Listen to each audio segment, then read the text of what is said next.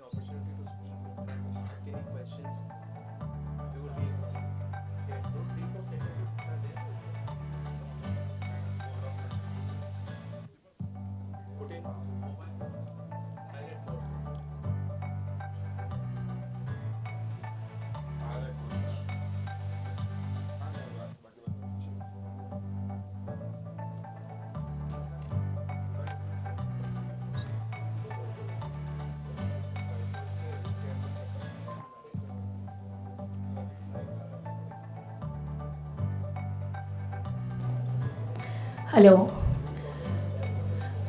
I would request everybody to please keep their phones on silent. Also, there are multiple Q&A sessions, so I would request everybody to participate actively. And also, whenever there will be a guest arriving, I would also request you all to put a round of applause for them. Thank you.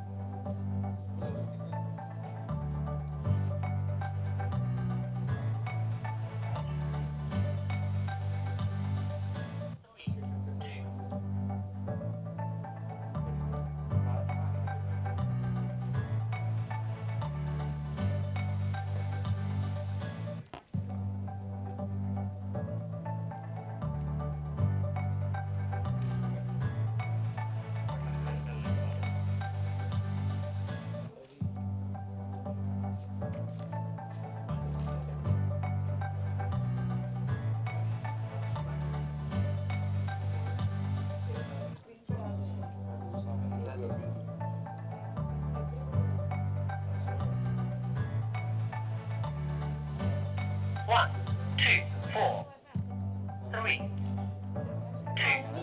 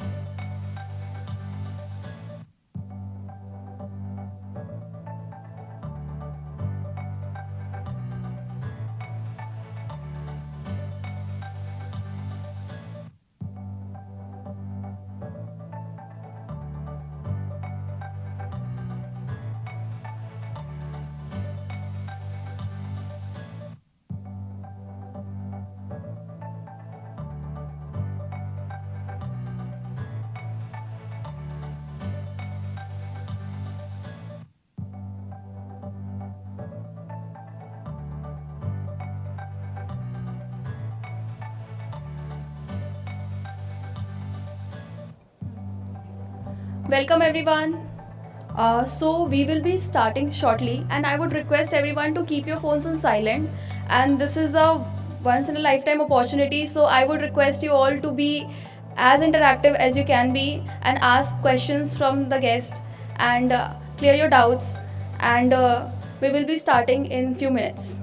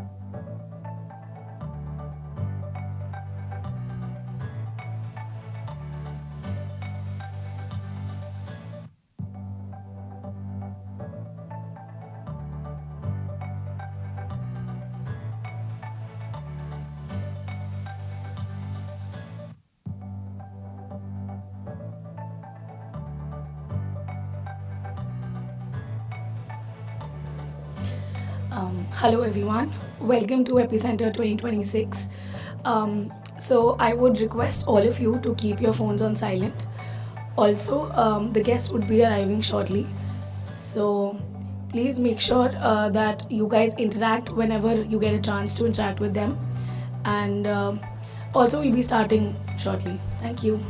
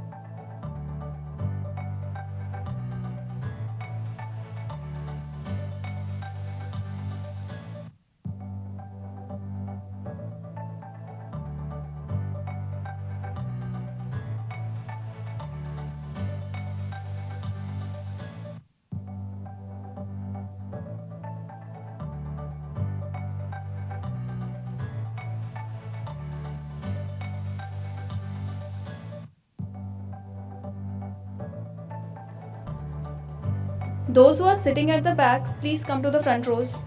Please. Volunteers, please help them.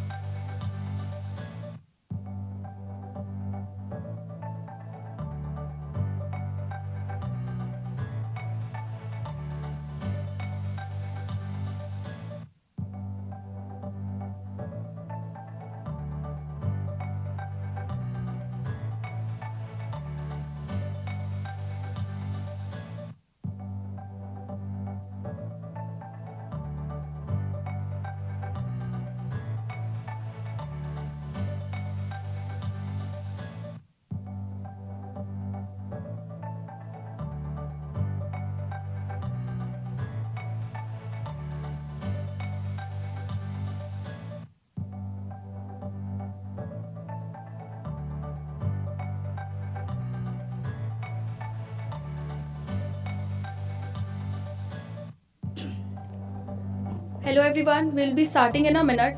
Please keep your phones on silent and we'll begin in a minute.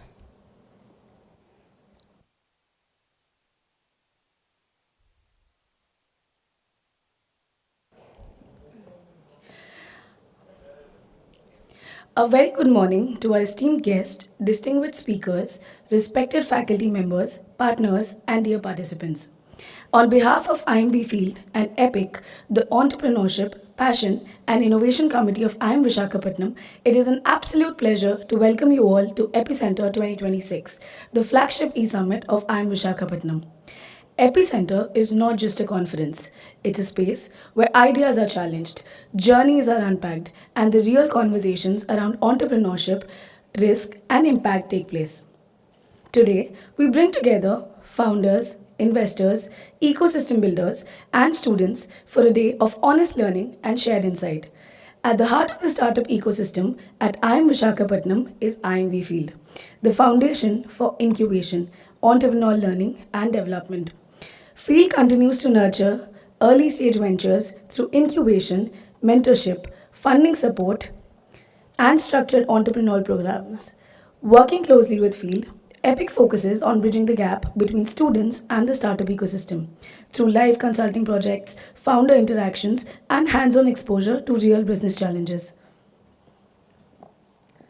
This year, Epicenter 2026 is centered around the theme Bold Minds, Boundless Horizons. The theme reflects a simple but powerful idea. Progress is driven by people who are willing to think boldly and step beyond familiar boundaries. Whether it is building companies, backing innovation, or creating impact at scale, bold thinking opens up horizons that once seemed unreachable. Today's session brings together people who thought differently when outcomes were unclear and built meaningful results through clarity and execution.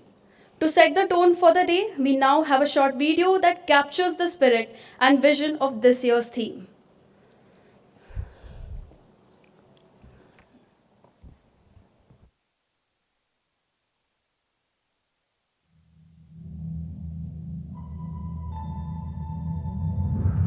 Ideas don't come out fully formed. They only become clear as you work on them. You just have to get started. You know, the world is full of ideas today. And if we don't do it, somebody else is going to do it. In fact, I'd say little startups are capturing a lot of the growth today. It starts with a thought, a question, a choice to go beyond what's known. Don't let complexity stop you. Be activists. Take on big inequities. Some dared to dream bigger, some chose courage over comfort, some turned discipline into excellence. The greatest pleasure I've had is trying to do something that everybody says could not be done. When something is important enough, you do it even if the odds are not in your favor. Different journeys, one mindset. Because bold minds don't follow horizons, they create them. For me, every ball is an event. I'll throw myself around every ball of the whole test match.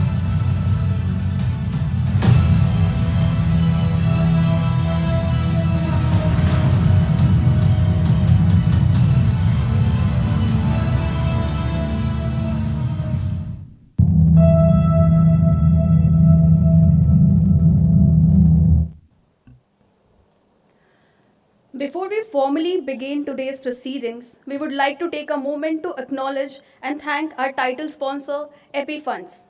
EpiFunds has been actively working to support founders and early stage ventures at critical moment in their journey. Their commitment to strengthening the entrepreneur ecosystem aligns closely with the spirit of Epicenter, and we are grateful for their support in making Epicenter 2026 possible. We would also like to acknowledge our program partner, Meaty Startup Hub, whose continued efforts in enabling innovation, supporting startups, and strengthening India's entrepreneur ecosystem have played a vital role in nurturing technology led ventures across the country. To formally inaugurate Epicenter 2026, we now invite our esteemed guests and speakers to join us for the ceremonial lamp lighting. May I request the following dignitaries to kindly come on stage.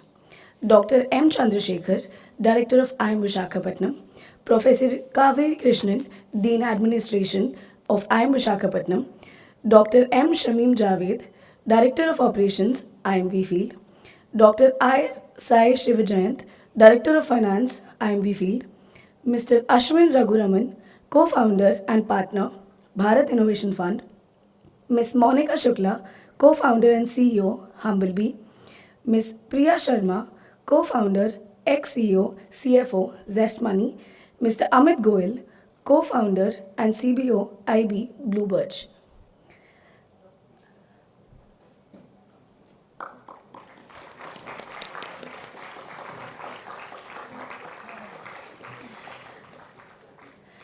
I would also like to invite the senior leadership team of EPIC, Mr. Vaibhav Divedi, Mr. Ajay Bahiti, Mr. Akshat Mittal, Mr. Hemant Kumar, Ms. Valerie Narang, and Mr. Piyush Sahu.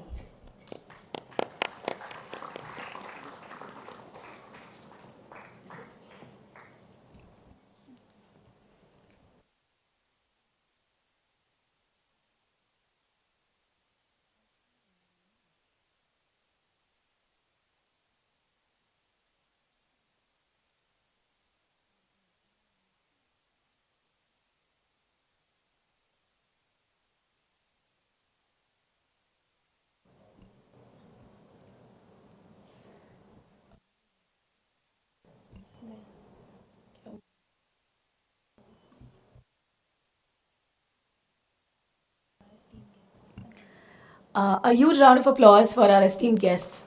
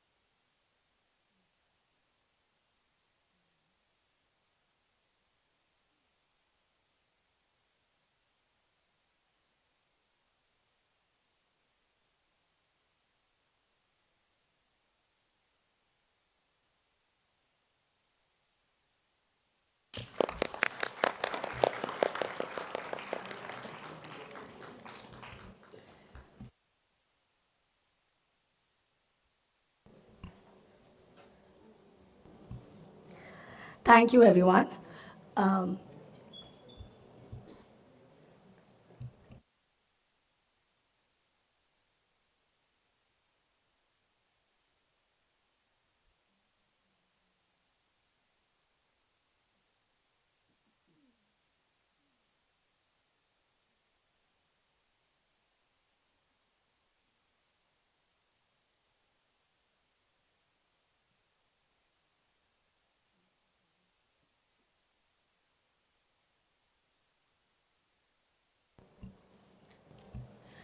Um, I would request everybody to please stay back on the stage.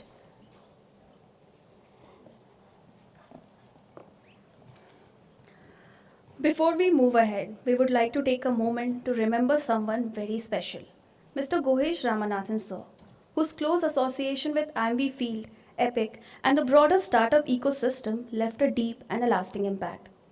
Gohesh sir was a seasoned startup mentor, ecosystem builder, and a former CEO of IIMV Field, whose presence left a lasting imprint on everyone he worked with, founders, students, and institutions alike.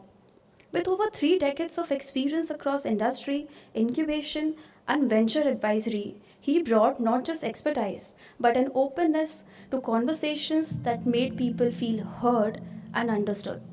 Known for his sharp thinking and quiet sense of humor, he had a rare ability to put people at ease while offering honest, no nonsense guidance, always delivered with kindness and respect. Beyond work, he was deeply passionate about scuba diving, often drawing parallels between the discipline and the calm required underwater and the mindset needed to navigate entrepreneurship, a perspective he even captured through his writing.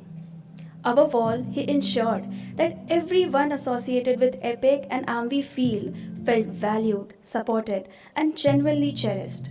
His contributions to entrepreneurship continue to live on through the ecosystem he helped build and the people he quietly but profoundly influenced. Our thoughts are with Gohesh sir's family and loved ones as we extend our deepest condolences while remembering his life and legacy. To honor his memory, may I request everyone to please stand for a moment of silence.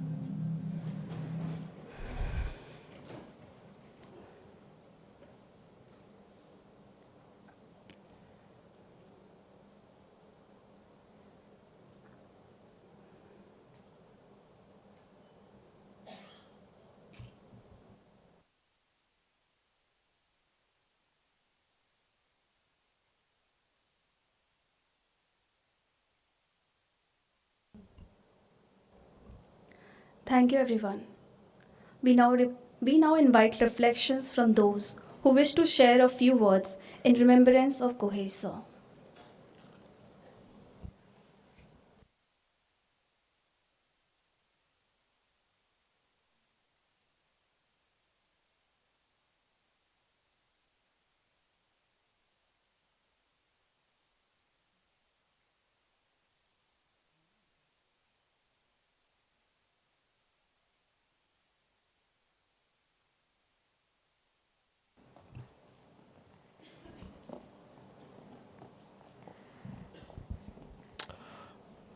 Good morning. I'm Shamim Javed, and I thought I'll start sharing my thoughts about how Guhesh ji immensely contributed to the ecosystem development. IIM Visakhapatnam. You would have seen him on the visuals. He was a very friendly, candid individual, great mentor, and a true friend. He was very, very open to supporting students. And when he walked into the campus and took over the CEO position at IIMV Field, one thing which we were certainly sure as faculty is that the whole ecosystem is in safe hands. He brought with him immense understanding of the ecosystem, great network connections, and the willingness to help the students. I candidly remember one thing which was one of our shared goals, that we want to use IIM Visakhapatnam students as a galvanizing force to fill the gap in the early stage funding of ventures. And that led to a lot of brainstorming, and we coming up with students coming up with AP funds. I share that common dream with him, and he's no more with us, but certainly we will carry his dream forward. I'm sure what EPIC is doing, and because of that, this legacy of Epicenter which started will continue. This will continue. EP funds will continue to do what vision he had in terms of filling that gap of early stage investments and bringing more people, more HNIs into this angel investing space, and integrating students more integratively into this whole ecosystem, and how do they participate.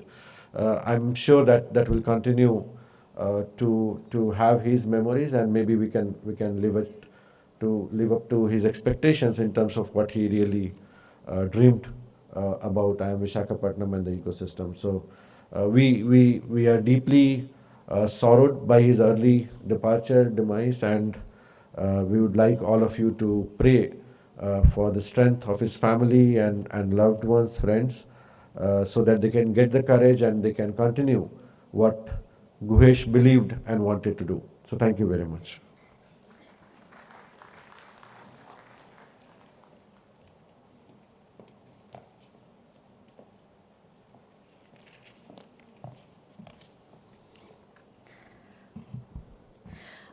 Thank you, sir, for your kind words. We now move on to the inaugural address. As every entrepreneurial journey begins with sound financial stewardship, it is only fitting that we begin with the person who oversees the financial backbone of our entrepreneurial ecosystem. it is my privilege to invite Dr. R. Sai Shivajayant, Assistant Professor of IIM Visakhapatnam and Director of Finance at IIMV Field. He is a Chartered Accountant and Company Secretary with a PhD from IIM Kozhikode. His work lies at the intersection of public policy, sustainability, and entrepreneurship. Beyond academia, Dr. Jayant has been actively involved in entrepreneurial ventures spanning digital well-being, AI-driven creative technologies, and agribusiness innovation. And he has advised mission-driven startups and impact-focused organizations in India and globally. I would request Ms. Durga Devi Kona on behalf of IIMV Field to felicitate Mr. Jayant.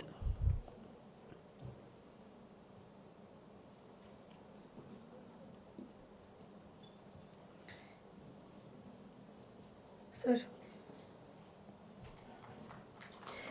Please do a huge round of applause.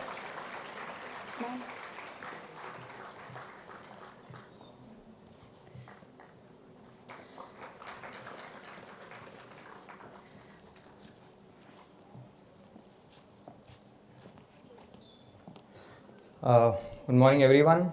To the dignitaries, to the guests, to the students, to all the participants, to the team of EPIC Epicenter team, and also IIMV Field members. Welcome all to this, to this event. First things first, we are all deeply sorrowful for the passing away of Mr. Guhesh. It's a great loss. I fondly remember the first conversation we had was we had a small argument, to put it very shortly, very softly, in a WhatsApp group. And it was only a couple of months later, when destiny had its own way, I joined IIMV Field, and then I became, closer to him. My only regret was, why didn't I meet this person sooner? And the lesson I learned is do not judge a person by their WhatsApp messages.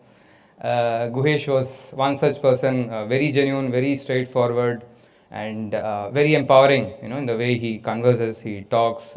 He moves things. So really happy to have known him. Regretful to not have known him earlier. Moving on. When students came to me, to speak, I asked what is the theme, and when they said bold minds, boundless horizons, it immediately struck to me, as it reflects my own entrepreneurial journey. I had been in the founding team of a couple of startups, one of them which has not taken off, and one of the others which is now taking off slowly as we speak. It follows what I usually think. There's a Danish philosopher who said, you can only live life forwards, but you can make sense of it backwards. I'll just sort of summarize what I did, very shortly, reflecting this theme, and then I'll summarize at the end what I would like the audience to take away with them. Around my first year of PhD, around, maybe 10, 12 years back, one of my school friends came to me and said, back then I was a fresh passed chartered accountant. I only knew about finance, taxes, and accounts. And he came to me and he said, I'm, doing something on a startup, and I want you to look at the finance and the legal aspects of it. I said, finance, yes. Legal, I didn't know so much. But I said, okay, fine, I'll look into it, right? So, and I started working on it. Then I was a little bit good on legal compliances of businesses. After a couple of years, another friend comes up to me and says, I want you to be the co-founder of the startup I'm starting, and why don't you look at the financial, legal, and the secretarial aspects. I didn't know anything about secretarial aspects, but I said, okay, fine, let me look into it. I'll work on it, because they didn't know anything about this. They were technical people with technical backgrounds. I said, yes, maybe I can do. And within a couple of years, I was also good in secretarial compliances. Cut to 4 or 5 years, at the end of my PhD, another friend of mine, friend of friend, comes to me and says, we want to work something on media tech, and I want you to look at finance, secretarial, legal, and patent related things. And I knew finance, legal, secretarial. I didn't know anything about patent. Then I said, okay, I'll do it. Then I learned, I fumbled. I asked. Back then, there was no ChatGPT. I had to stumble upon some things, blogs, articles, learned, spoke to people, committed some mistakes, ended up burning my pocket once because I had missed a deadline of filing a revision for a patent deadline.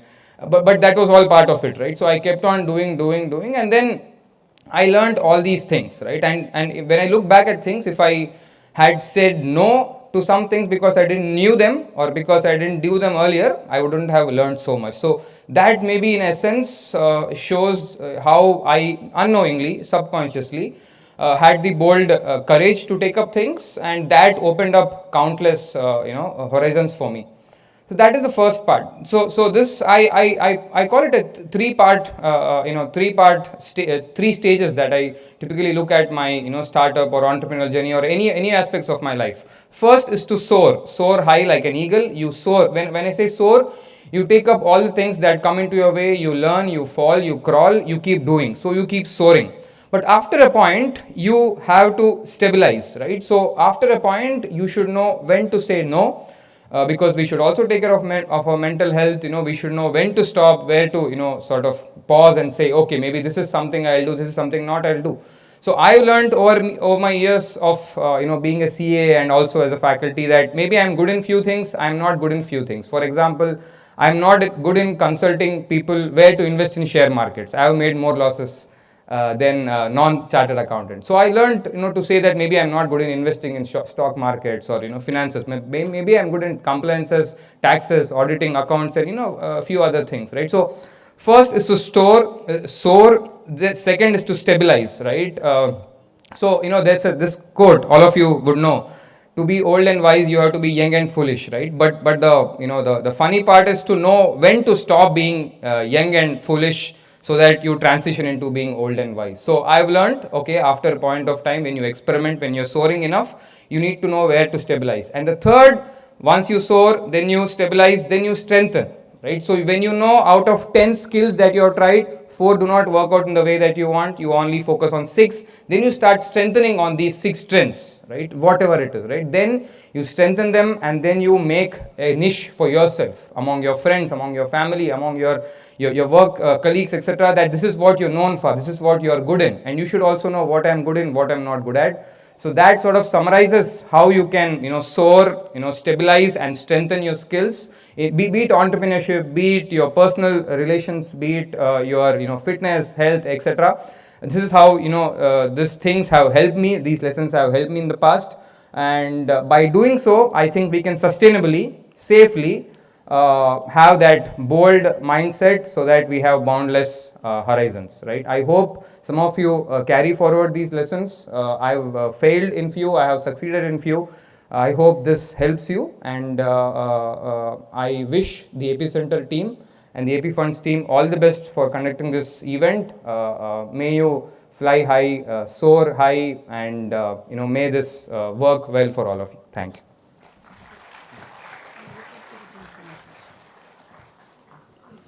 Thank you, sir, for your encouraging words and continued support. I would request Dr. Shamim Javed, sir, and Dr. Chandrasekhar, sir, to please be on stage.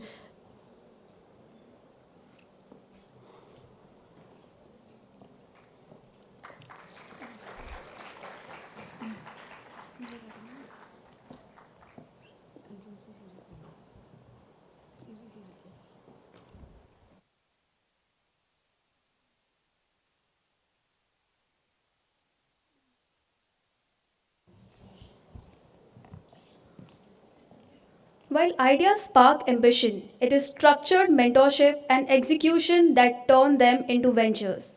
It is my honor to invite Dr. M. Shamim Javed, Associate Professor at IIM Visakhapatnam and Director of Operations at IIMV FIELD.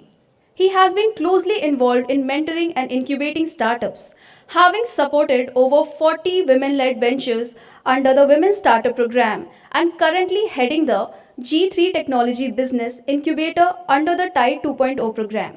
With a PhD from IIM Indore and prior experience in corporate finance and governance, Dr. Shamim brings a strong blend of academic depth and practical entrepreneurship insight and continues to play a pivotal role in strengthening the startup ecosystem at IIM Visakhapatnam.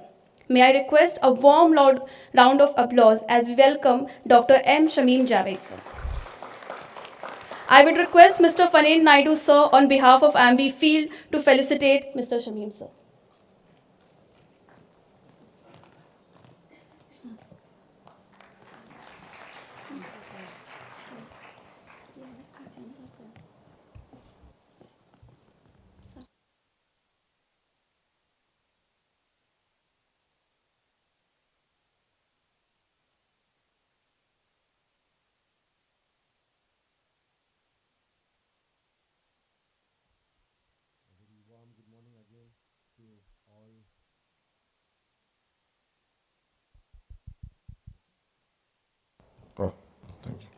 A very warm good morning to all of you, all the dignitaries present here, and all the participants of this event.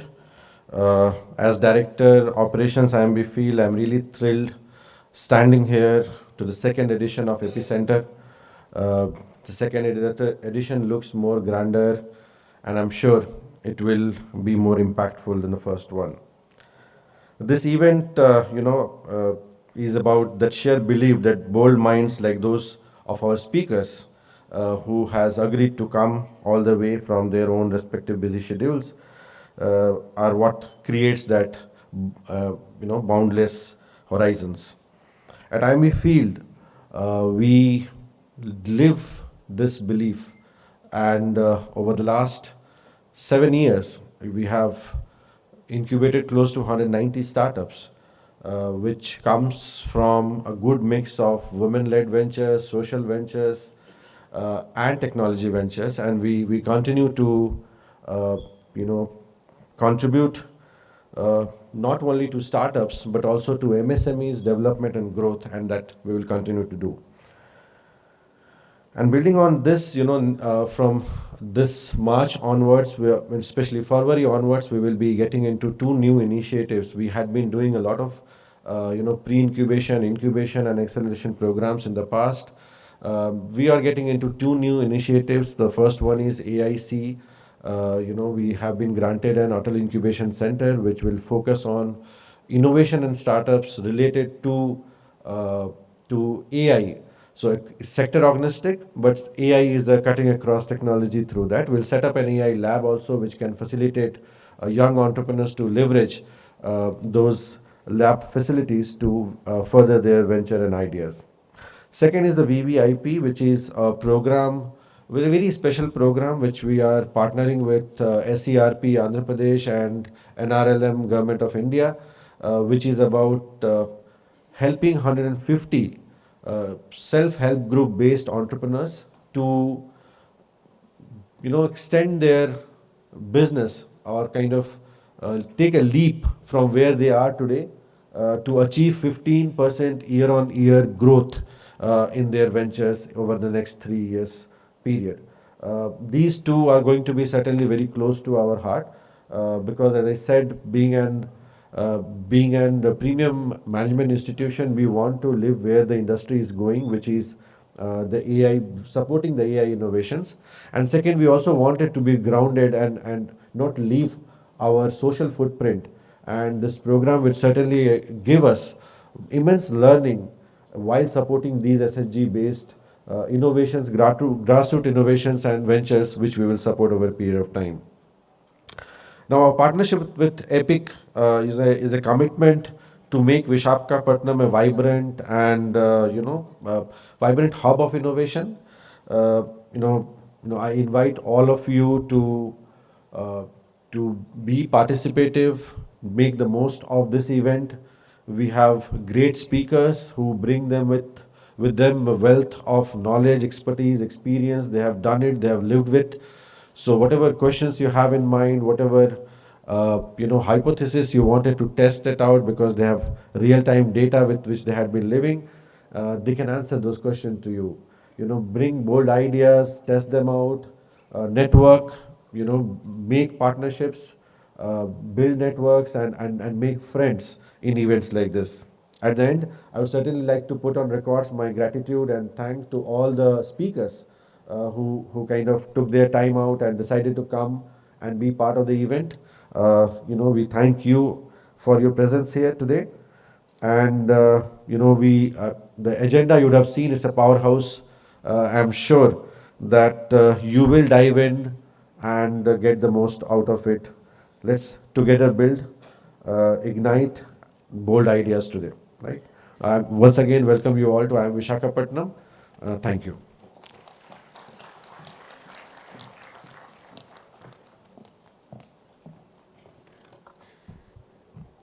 Thank you, sir, for sharing your insight and vision. Leadership, when done right, is less about authority and more about direction, and Professor M. Chandrasekhar exemplifies this balance well.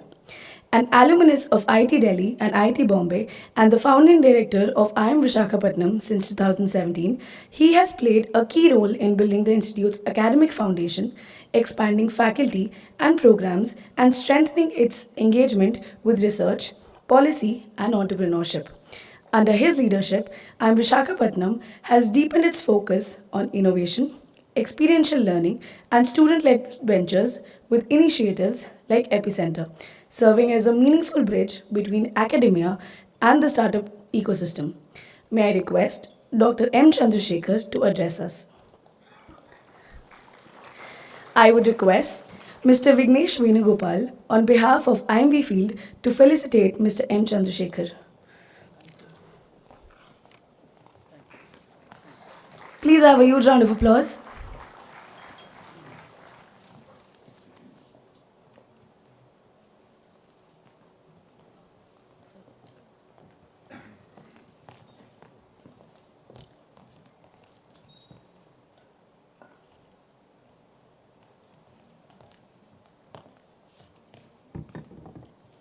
Thank you and good morning to all of you. I have a bad throat, so kindly bear with me. First of all, as my colleagues on the dais said, I would like to acknowledge on behalf of IIM Visakhapatnam, IIMV Field, EPIC, EPI Funds, the august presence of our esteemed speakers here today, our distinguished guests. They have come all the way, traveled from across the country here to be here with us today to bless us, to bless all the young aspiring entrepreneurs and also some of the successful entrepreneurs. They are sparing their valuable weekend, as Shamim said. All of you sitting here, as you have followed your passion, you have pursued your vision of destiny, overcame all the difficulties, and then emerged successful. So it's a real pleasure to have you here, and you are best suited to inspire, kind of guide all these youngsters, young aspiring entrepreneurs to embark on their own journeys of answering what is popularly called in entrepreneurship as a call to an adventure. And and transform themselves and the world around them. So thank you so very much for coming all the way to us, to be here with us today and to lend support to us. I would also like to kind of begin by, placing on record my respects to Mr. Guhesh Ramanathan. We have a board member by name Miss Amita Chatterjee. She had written a book called, Reflections, Joyful Living, Reflections of a Happy Soul. In that, she describes a true leader, a true individual. And she describes 4 characteristics in that book. One of them, she says, is togetherness. Togetherness is about harmony. The second one is about tenderness. Tenderness is about humility. The third one is about truthfulness. Be honest. Honesty in whatever you do or we do. And the fourth one is thoughtfulness, humanism. So really Guhesh kind of personified all these 4 characteristics. Togetherness, tenderness, truthfulness, and thoughtfulness. In a sense, he is a complete individual, a dear friend who has kind of held our hand and walked us through this IIMV field, in the successful journey of the IIMV field, and I really would like to pay my tributes to him for all that he has done for us. Friends, we, in IIM Visakhapatnam here, we kind of believe in eat, sleep, breathe entrepreneurship. And because it is also, if you have noticed, our mission and vision statements, both of them reflect that we are committed to building entrepreneurial leaders who can kind of by way of innovative solutions contribute to business, government and society. These 2 Section 8 companies, IIMV Field and Atal Incubation Center, using these channels, we are advancing our thought process into more of practice. As a result of which, thanks to my colleagues sitting on the dais here, and of course the visionary guidance provided by Guhesh as the CEO, as of today, we have about 190 plus startups. We registered IIMV Field, which is our kind of incubator, in about 2020. So in about 5 years, till 25, we have incubated 190 plus startups, mentored more than 500 of them, who in turn created 1,600 plus direct jobs. They raised about 600 million rupees or more in funding. And the good distinctive feature of this is 70% of these startups are women-led ventures. About 35% are tech-led, and about 20% are social impact ventures. And we have been fortunate to have been blessed with finance from funding from Government of India, several ministries and departments, and also some of the corporate sectors who kind of trusted us with their CSR funds. And together we could kind of create this good ecosystem. And I would like to call upon all our distinguished speakers here, all the successful founders, investors who may be in the audience, policy makers, industrialists, if there is any way with which or by which we can work together. And I repeat, these two entities are not-for-profit entities, and whatever services we render using the mechanism and channel of these two, IIMV Field and Atal Incubation IIMV Field, these are absolutely free of cost. We do not charge anything from anyone.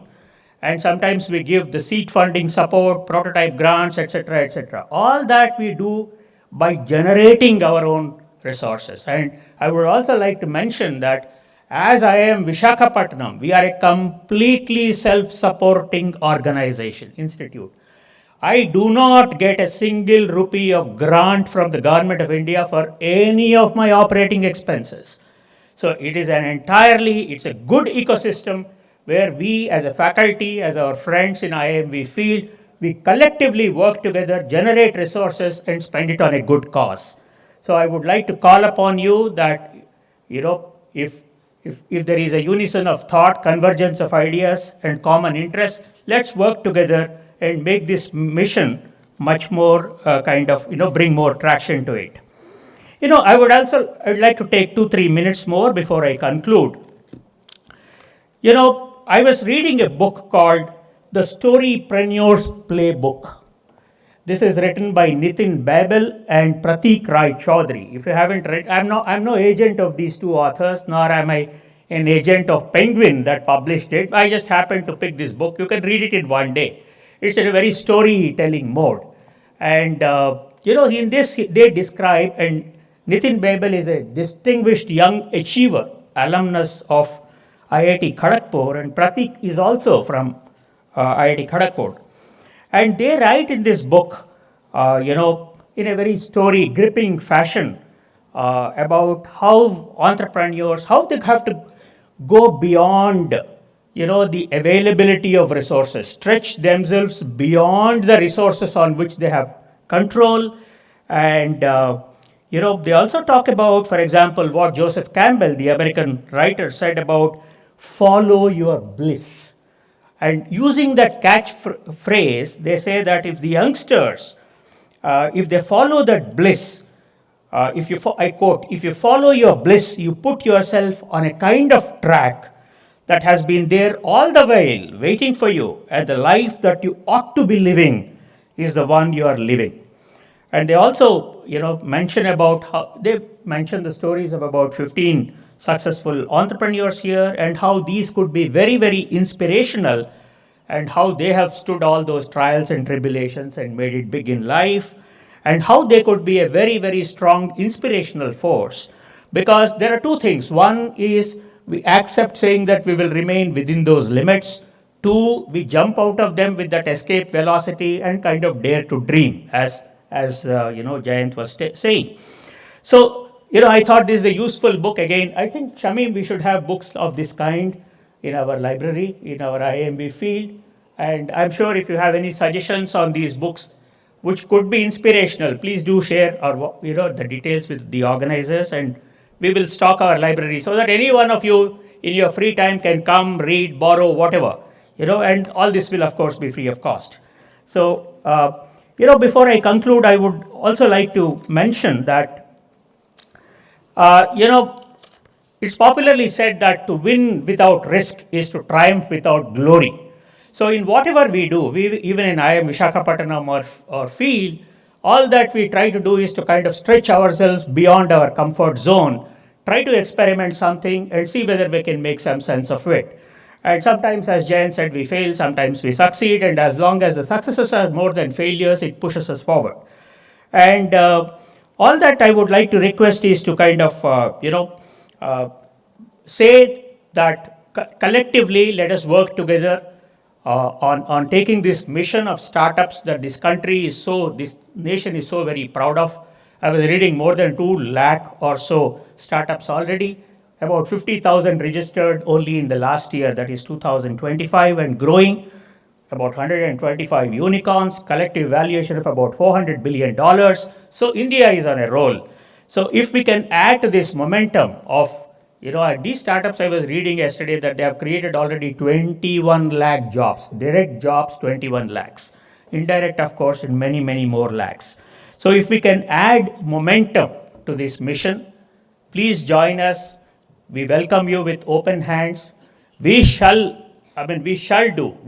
committed to doing all that it takes from us in making this common mission, vision, and journey of ours a success. And in the process, we will be contributing to the growth and good functioning of the entrepreneurial ecosystem in the country and the economy as a whole. God bless all of you. Thank you.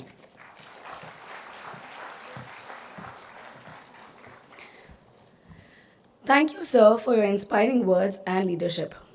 We'll now request everybody to please be seated in your respective seats. We'll take a short 5-minute break before we move on to our next segment. Please remain seated. Thank you.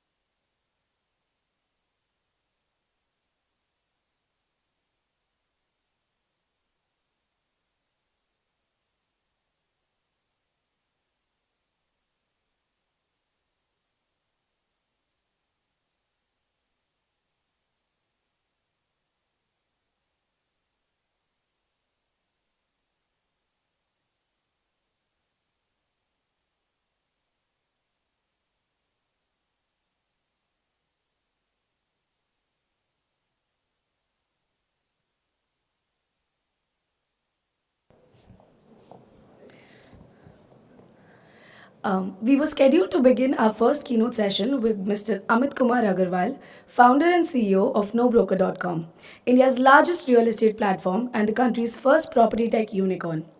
Built on bold ideas to eliminate brokers using technology, No Broker has gone on to serve over 40 million users and transform how real estate transactions work in India. Unfortunately, due to a sudden personal emergency, Mr. Amit Kumar Agarwal will not be able to join us today. We sincerely apologize for this last minute change and thank you for your understanding.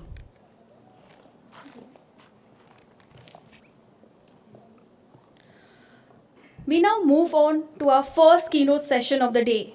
We have a speaker who has played a defining role in shaping India's deep tech investment ecosystem. Please welcome Mr. Ashwin Raghuraman, co-founder and partner at Bharat Innovation Fund, which is a deep tech-focused venture capital fund launched in 2016 with a $100 million fund. The fund was founded with a clear mandate to support companies building breakthrough technologies for global market. Since inception, Bharat Innovation Fund has invested in multiple deep tech startups, including companies such as Credit Vidya, Setu, Shifu, Entropic, and Discovery across multiple sectors.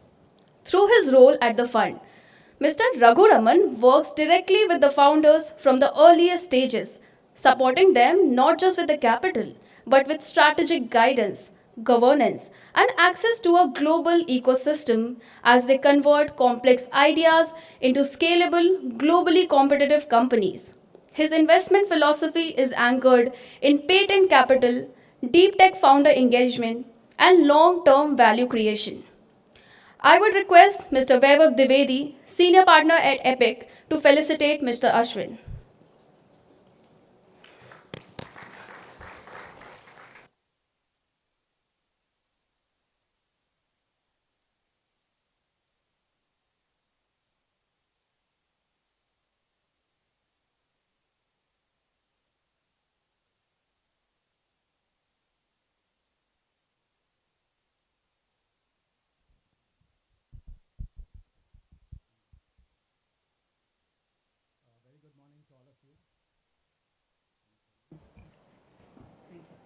Thank you.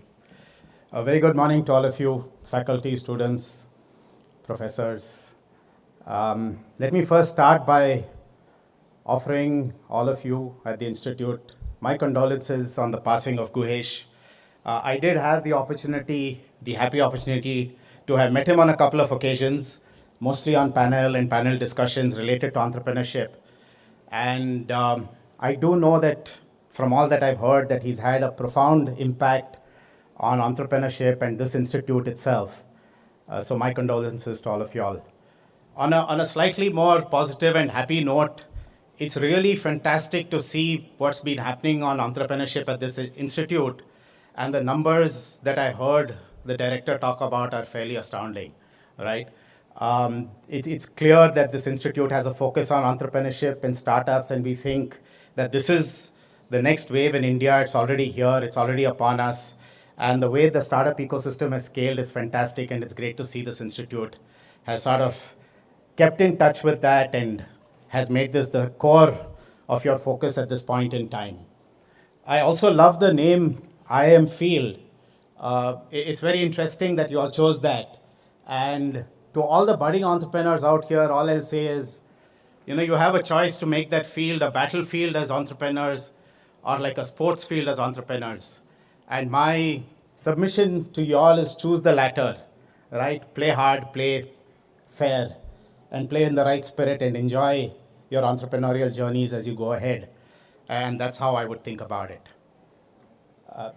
My job has been made hard today on 2 counts. On the first count, I'm to speak on a topic, investing, venture investing, early stage and deep tech, which will probably take a semester to run through everything there is to address on this topic, and I would still not have enough time.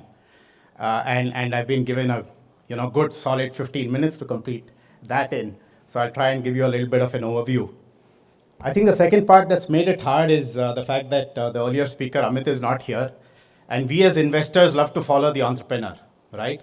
It's our spirit that the entrepreneur is why we exist as investors, as venture capital funds. They don't exist because of us. We exist because of them. And they are the ones on the sports ground or battleground, as you may, toiling day and night to build startups. And it would be fantastic to have a startup founder talk, but I'm sure there are others coming in to speak after this. So on both these counts, my job has been made hard.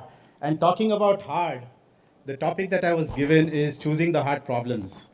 And as I thought about it, I said, hey, I don't want to choose any hard problems. There are enough of them that choose me anyway. And so I rethought the topic to say, hey, can we talk about choosing the startups building solutions to hard problems? And then I said, it's not just about choosing, it's also finding the guys, right? A lot of our work is in scouting, finding, and choosing solutions or startups that are building solutions to hard problems. And then I finally settled on, and apologies for this, the field team, of sort of morphing this entire topic to say the art of finding and choosing the startups building solutions to hard problems. And then the rest of it is also already given to me, how investors evaluate deep tech and enterprise startups. And the reason I say art is because there's no formula to choosing. There's no formula to investing, and less of it at the early stage, right? It is an art far more than it is a science. There are a lot of challenges that we face in evaluating startups, and perhaps I'll just throw light on some of the challenges and then how we go about it at a philosophical level without getting too much into the technical details, which, like I said, will take the rest of the day or an entire semester to go through.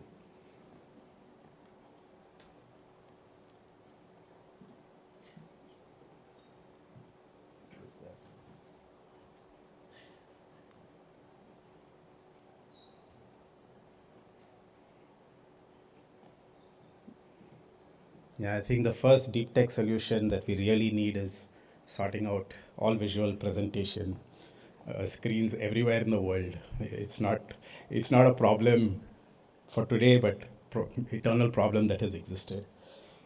But let me start by asking y'all, who do you think is the greatest sportsman ever? Sportsman, huh? Michael Jordan, did I hear? Okay, I'm with you a little bit on that. Anybody else? Sorry? Cristiano Ronaldo, maybe. Somebody else?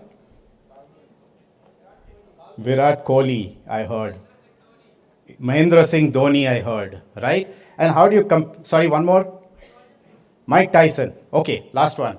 I'm sure we'll have Andre Agassi. Okay, fantastic.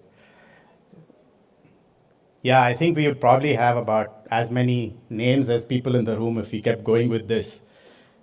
But how do you measure, right? And so there's a guy called Wayne Gretzky. Has anybody heard of him? I can't see the audience, so can't ask for a show of hands. But Wayne Gretzky is perhaps the best sportsman ever just based on statistics. He's won more world championships than Michael Jordan, than Messi, than Ronaldo, than Michael Schumacher, than Sachin Tendulkar, Virat Kohli, what have you. And Wayne Gretzky was an ice hockey player out of Canada, stayed on the top, won for many, many years, right? 3 decades or so. And somebody asked him, a journalist or a reporter asked him, hey, why do you think you've been so successful? And why have you stayed so successful as long as you have? And his response was, I skate to where the puck. The puck is the ball equivalent which you use in ice hockey, right? And he said, because I skate to where the puck is going to be, not where it's been in the past. And this is what not just good investors are able to do, but good entrepreneurs are able to do. They see the future a little bit. They're able to see ahead of maybe their peers or others, and they have the vision to be able to say this is what the future is going to look like, and then they have the gumption, the audacity, and the execution capability to go and address that future and get there as well, right? Which is very important. So back in 2013 or so, when I was running my first fund, 2013 or 2014, I met an entrepreneur in Chennai, and we were going to have our own fund board meeting, and I just called him over rather than going to his startup. I just called him over, we met at a hotel, and he said, hey, I'm building this prototype for an electric vehicle. And he said, why don't you come? This one is on the IT Madras campus. Why don't you come over when you get a chance and let's have a look at it? right? This is a guy called Tarun Mehta, now the founder of a company, well known as the founder of a company called Ather Energy. And many of y'all might be using his products or might have used his product, right? The electrical vehicle. Now, Tarun did not just in 2013, 2014 imagine that electric vehicles and electric two-wheelers will be a thing for today, right? Just look at how many people are now using it. But just go back 10, 12 years. For somebody who's just a student to think ahead and to be able to vision that as the future was something that he had. But he didn't just say that. He said, listen, next week I'm going and meeting Sachin Bansal. And I said, why are you meeting Sachin Bansal? All right, what's the story here? He said, no, I want to put my scooter on the Flipkart marketplace. I want to talk to him and see whether he'd be ready to do that. He just had a prototype. He didn't even have a working model, entirely fully working model. And he was already going and pitching to Sachin saying, hey, can you sell my scooter? And I think there might have been electronic appliances, home appliances that were being sold on Flipkart, definitely not a vehicle at that point in time. But he went the next week, he spoke to Sachin and Sachin said, hey, is your scooter ready? Maybe we can think about it. He said, no, it's going to take a while to come. He said, okay, doesn't matter. I'll give you 5 crores. I'll invest in your company. And then let's see where it goes. When you need to really distribute, come to me and we'll think about putting it on Flipkart. Now, and then the story, we all know where Ather has gone. But also to have the vision to say, listen, I'll distribute using a marketplace, electronic marketplace back in 2013-14 when Flipkart itself wasn't as big as it is today, is again vision. And it's all about figuring out where the puck is going to be. And so if entrepreneurs are going to be doing that, so do we as investors. We have to keep in touch with how entrepreneurs are thinking and to be able to get there and see a little bit of the future in what we do. We are faced as investors with a big, massive challenge, right? We have something called information asymmetry. An early startup, you have no data. You have to go and you have to believe what the founder is telling you to a large extent. It's not like a publicly listed company where you have a lot more data to work with. You scrutinize numbers and then you arrive at whether you want to invest or not. Here you're investing in a very data sparse situation and you don't know half of what the entrepreneur does, because if the entrepreneur were to tell you all the problems that he's facing at that early stage, you'd probably end up not investing more than you would. And therefore you're dealing with information asymmetry as a venture capitalist, which means that early stage investing is often a leap of faith. You can only diligence so much.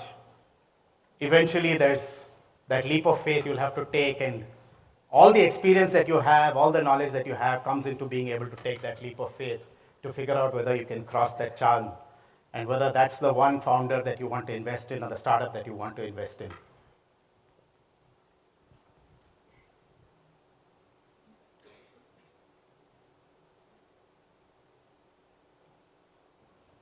And then we have this unfortunate rock that's tied to our legs, right? When we try and take the leap. And what is this rock?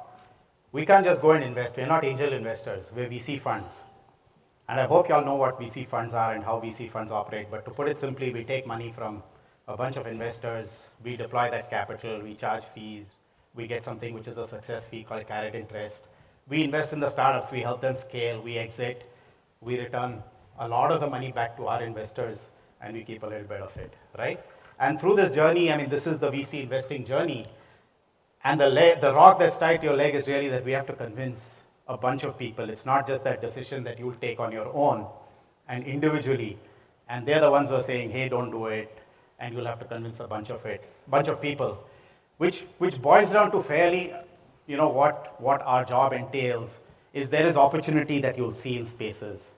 And then there's the risk that you will see.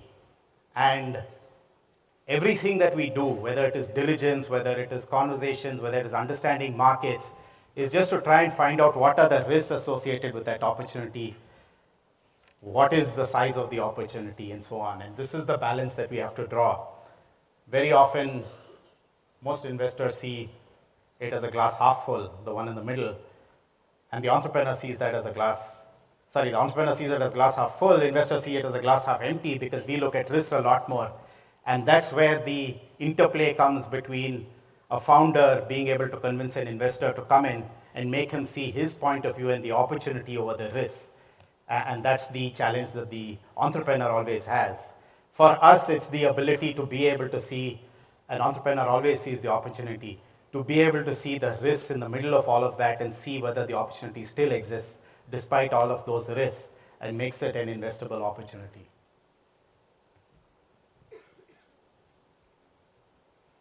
So there's something called optimistic arbitrage, right? And what are we doing? This is our day jobs, right? We are optimistic. We are trying to see, again, not what is, but what can become. It's all about where is the puck going to be. And arbitrage is being able to see what the market doesn't see, right? You've got the rest of the market is looking somewhere and saying, hey, this is what's going to happen. But you will be able to invest well and invest at good valuations only if you're able to see things that others don't and see where are the potential scalable opportunities. And that's, I mean, all of this is really just the mindset of how we as early stage investors operate. And one of the big things that early stage investors keep talking about is gut feel. But what is it really? I mean, it's not this great intuitive capability you get because you sit under a Bodhi tree, right? It is understanding the macros. And so for anybody, any one of you who wants to become A, an entrepreneur, or B, an investor, or an early stage investor, understanding what's happening in the world around you and breadth of knowledge is extremely important. So a lot of people say, I mean, entrepreneurs or even researchers, they have a lot of in-depth knowledge on one topic. We as VCs, one of the things that we need to do is to know at least a little bit about a lot of things rather than a lot about maybe one topic. And that's the way we're able to arrive at decisions and be able to understand the variety of entrepreneurs who we meet from day to day. And we are able to connect the dots, right? I think one of your professors spoke about in the beginning, about being able to look back and connect the dots, not going forward. Steve Jobs said it as well, right? You need to be able to connect the dots over a variety of things that you're seeing, learning about, and therefore breadth of knowledge is far more important than just having depth of knowledge on one topic. Let me just shift and talk about a little bit about what is happening in deep tech, right? So I run a deep tech focused fund and keep getting asked this question, what is deep tech really? And the way we think about deep tech is really, there are a lot of definitions. The government also came out with a definition. But what we're really talking about is anything where there is an advancement of technology through reasonable scientific rigor, research rigor, where you take today's state of technology and you're able to advance it, push it forward, almost move the boundaries of technology, right? And so areas which are very amenable to it and which we invest in as well are areas like artificial intelligence today. And it's fantastic to know that you're setting up a center around artificial intelligence. We invest in hardware startups, again falling under deep tech. It could be semiconductors. It could be areas like quantum, which are emerging areas. It could be areas like space tech, right, which is again becoming a big area where there's a lot of entrepreneurial activity in India. And then the third bucket are what we call deep science startups, right, which are the biotechs, people who are creating drugs. The company in our portfolio which is creating a synthetic liver that can work outside the human body for people whose livers are full of toxins and aren't able to take the toxic load. And so on, right? There's a breadth of startups in healthcare, agriculture, which are biotechnology-led and very, very scientific in nature. And so that's what deep tech is all about. This number, 4,500 deep tech startups which exist today, was about maybe 45, 10 years back. So it's grown at a steady clip. And what is deep tech really? I mean, why is it relevant in today's world? Is that today problems are becoming more and more complex. You might have eradicated polio, then there's a cancer.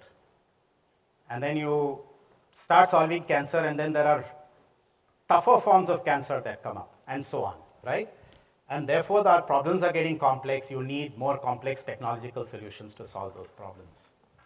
We think it's a massive opportunity. That's a very small number, 1.5 trillion. This is likely to be even higher in the deep tech side of things. And like I said, 3 areas that we at least focus on, which we think sort of defines what deep tech is all about.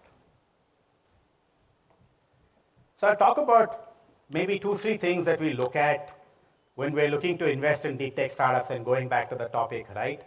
How do we evaluate deep tech startups? How do we evaluate some of these guys? And I think a very critical thing to use is first principles, and I think many of you recognize the name at the bottom there, Elon Musk.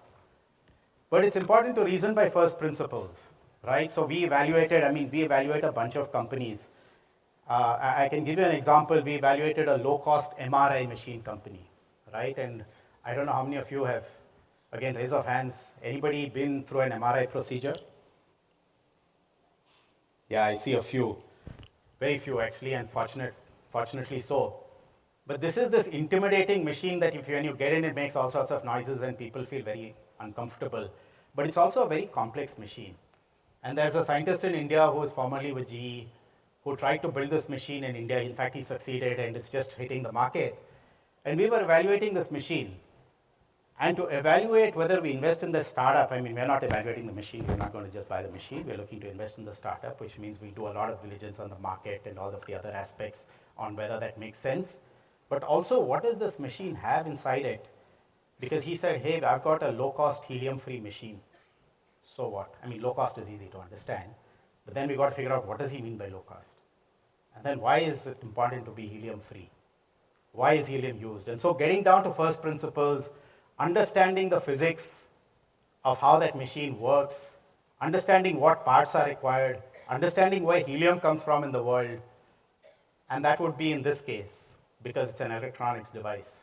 But you think of a biotech product and you're talking about biology then, the liver device I was talking about. You need to understand, so getting down to first principles, understanding from ground up, and then when you're thinking of markets as well, you start thinking about factors like unit economics to understand what would be the price point. Some of you might have learned unit economics in your accounting sessions, but very good to understand at a unit level whether your product is profitable or not. And a lot of startups in India have failed because they were not able to get that right. They burnt a lot of money too quickly, too early, because their gross margins or their unit economics were not right. And you've seen many of those failures, you've read about them in the news. And so getting that right from the get-go is very important. But that's all boils down to the first principles. Those are the first principles in finance or business. And then the physics and the biology are the first principles in technology. So we look at first principles, very important for us. I think the second part of it is, we spoke about information asymmetry some time back. And if you talk to Jeff Bezos, or at least he said that some time back, the gentleman called Colin Powell, who used to head up the defense forces in the US. And this is relevant not just for entrepreneurs, investors, but almost for everyone in corporate, which is what does it take to arrive at a decision? And if you're waiting for 100% of the data to arrive at a decision, you're probably making it too late. And you're far too late, somebody else has made the decision, moved way ahead of you. And you're typically in that 40 to 70% range where you have to make it. We as early stage investors, closer to the 40% than the 70%, but we operate in very sparse data areas, right? We have very limited information, we don't have too much data. Startup founders don't normally have and keep and are able to assimilate data. And at the same time, it's very early. The second thing is you don't know whether you're selling a product for a market that exists or you're creating a market. Very often, because you got an innovative product, you're actually going out there and creating a market rather than selling to a market that exists. And as a result, you don't know what the market size is. And we don't know, and we've got to estimate and work on 40% of the data to make the decisions. Otherwise, we'll just miss all the startups that did well. Think about, let's say even a Flipkart when they started selling books and then shifted to starting selling a bunch of other things in the marketplace and developing something in India. They were going with models that worked in other parts of the world, in the US perhaps. But there's a very different consumer behavior. I remember people used to say, listen, no Indian is going to go online and buy. They want to go to the shop, touch and feel products before they make the purchase. And here were guys who were betting on the future. They were thinking ahead and saying, no, we don't know the market. What are the number of people who are going to shift from offline to online? And then they assessed it. But decision with, you don't have certainty, nor do you have all the data you need. And then finally, I'll end with this one, which is really the crux of how we evaluate startups, right? We look at three main vectors. And I think this is true of all venture capital funds that exist, or many of them. We look at one vector, which is the team. And then there are a bunch of people, you can follow a checklist model, right? Okay, this guy graduated from IIM Visakhapatnam, so he's got to be a genius, right? Or this team came from comes with 30 years of experience in this domain, and so they got to be phenomenal. And so you do all of that, right? But then you get into the next level, and we do that in diligence all the time, which is get into the next level of understanding. For example, if there are 3 founders, how are they working in tandem? How complementary are they? How are they working as a team? And I can give you one example. We loved a startup. The startup was based out of Delhi. We really loved what they were doing, deep tech AI startup in the whole homeland security space. And we were really keen to invest. And a partner of mine and I, we were both looking at it. And at some point, we realized that neither of them had met both the founders together. So we said, listen, we met both of them, but separately. And so we said, hey, let's give them a week. We'll tell them we're coming to your office, and let's see what happens. We'd want to meet them together. We landed up in Delhi, 2 of us, their office, and one guy was there. The other guy had gone for some other work. And we decided not to invest just on that. As we drove back to the airport, I said, we're not investing. And the reason we said that is because we didn't see the interplay between these founders. So there are a lot of other things. It's not just the what's in view, but what's happening at the background on matters like team.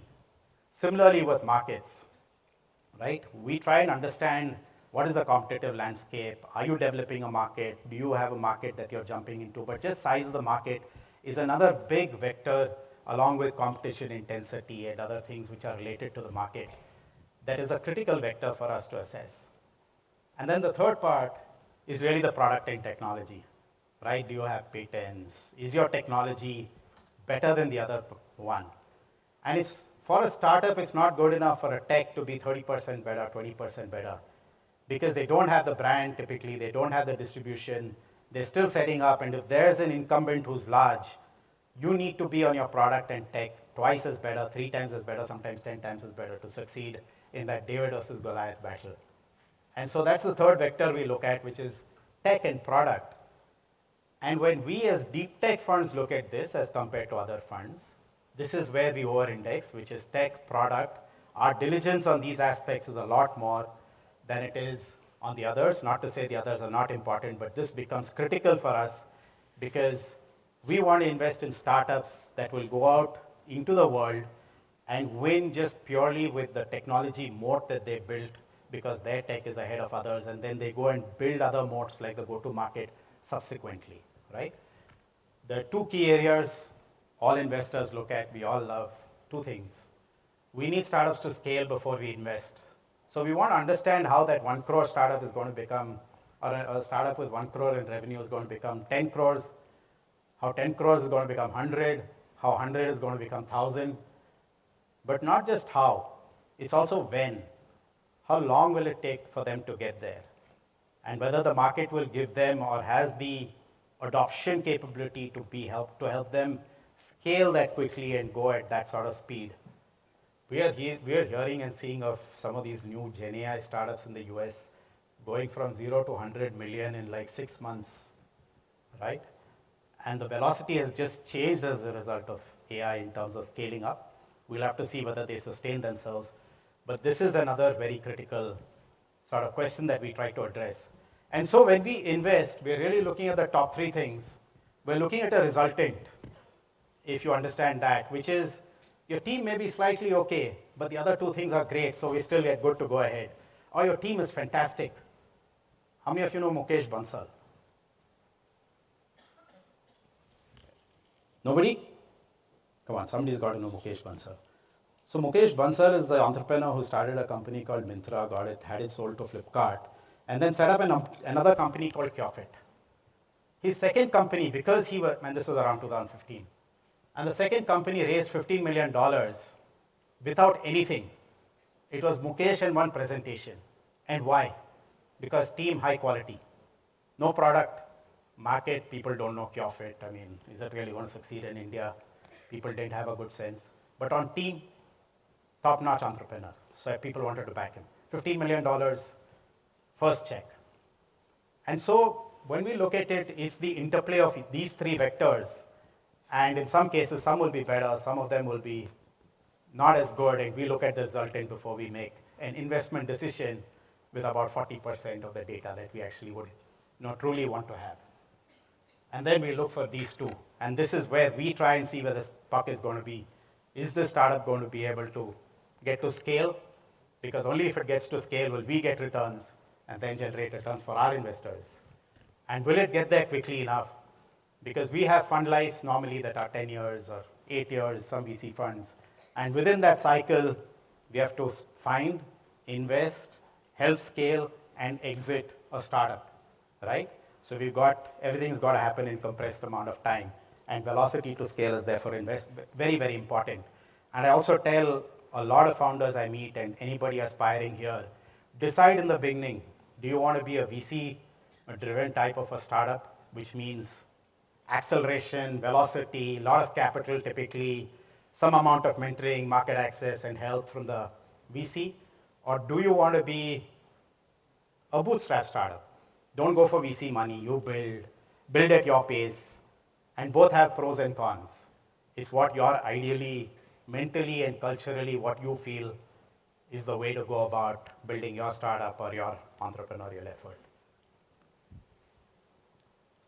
I think that's all I've got for now, and happy to take questions if we have time for any or the inclination to do that.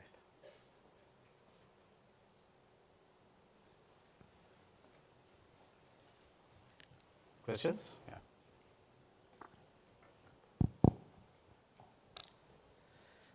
Hi, I'm Rishi. I'm doing a CTO program here in IIM Visakhapatnam. So, of late, I've been looking at agri-tech as one of the key spaces where there is a lot of potential and opportunity, about $17.1 trillion worldwide trade. So, any thoughts you can share in terms of what's happening in agri-tech and any opportunities that you have seen in this space? Sure, you may or may not like my answer, but I was okay. also talking to another investor, just, what is it, an hour back on agri and why it's a hard space or not a favored space, right? We've looked closely at agri. In fact, one of my venture partners is a full-time agri guy. We haven't made any investments in agri, and I think one of the reasons is, don't look at the headline numbers, is not just related to agri, but any space. I had a bunch of, let's say, entrepreneurs from Singapore who came to India and said, wow, such a huge healthcare market, so many people, so much disease burden, and we've got to sell here, and Singapore has no people, and health problems are less. And I said, no, that's not the way to think about it.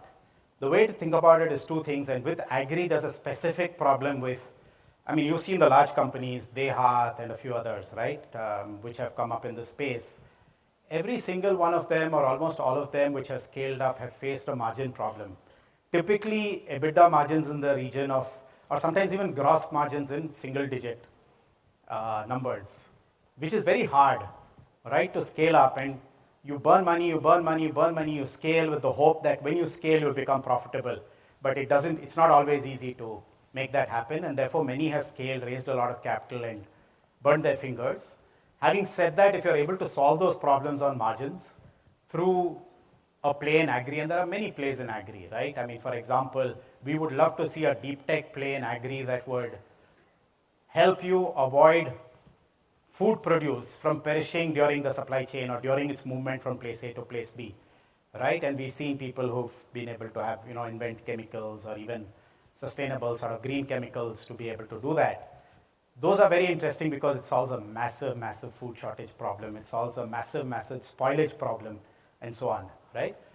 But coming back to the original question on agri, I mean, this has been the reason why we've held back, and when we find high margin plays within agri that we think can address a big market, which is what exists, we'd want to do it.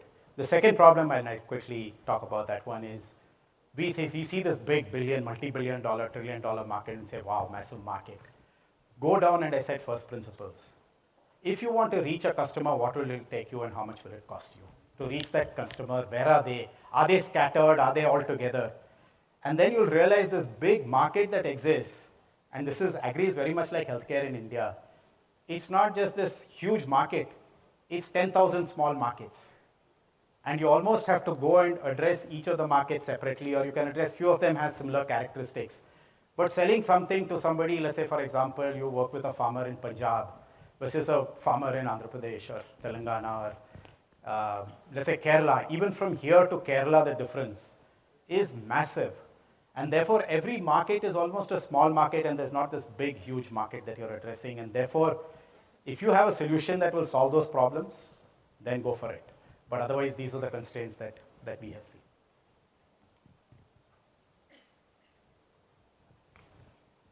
Hi, this is Bhushan. I am a startup founder, Zian Technologies. I just want to have an insight about carbon credit startups. Do you have any idea about that regarding climate changes, and what are the trends that India is going to set in this carbon credit system throughout the world and Paris Agreement that happened recently? Yeah, hi Bhushan. I think that's the other one, right? Climate tech and carbon credit startups. It's been a long time there's promise in this space. That promise continues to remain, but it's not come, right? It's always been, hey, tomorrow we'll see that this is going to be this massive space where there'll be successful entrepreneurs. I must have met a ton of founders who have tried to crack this space, and they're cracking it at various levels, right? The scale of these startups, so if you want to build, let's say, a 50 crore business, and that's your target, there's a market. You want to build a VC-driven business where you're saying this has got to become 500, 1,000 crores, 2,000 crores. It's not yet reached that level of scale, and it's also become very crowded now because there are so many entrepreneurs like you who are trying to solve this simply because of policy, right? So that's our assessment, and there is place for entrepreneurs who want to do, there are various types of founders, right, who want to do different things. But we've seen that this is a promise that has been coming for a long time, and the promise still remains, but we want to see it convert.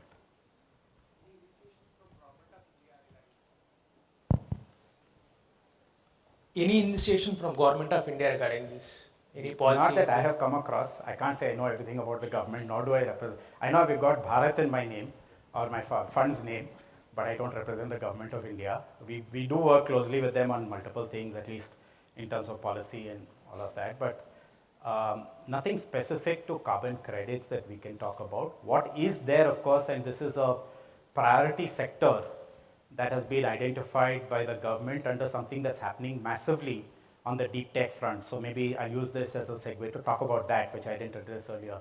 The government has made a big push on deep tech out of India, and they've really put their money where their mouth is. So it started off with a deep tech policy maybe a year and a half back.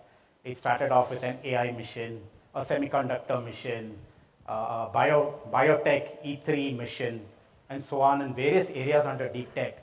But what it has, perhaps all of this has converged to is, perhaps 2-3 months back, there was an announcement of 2 schemes.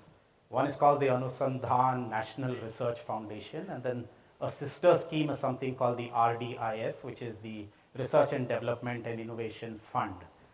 So through the first scheme, there's going to be a lot of capital flowing in the form of grants, which will go to researchers at universities and even outside of universities who have tie-ups with universities.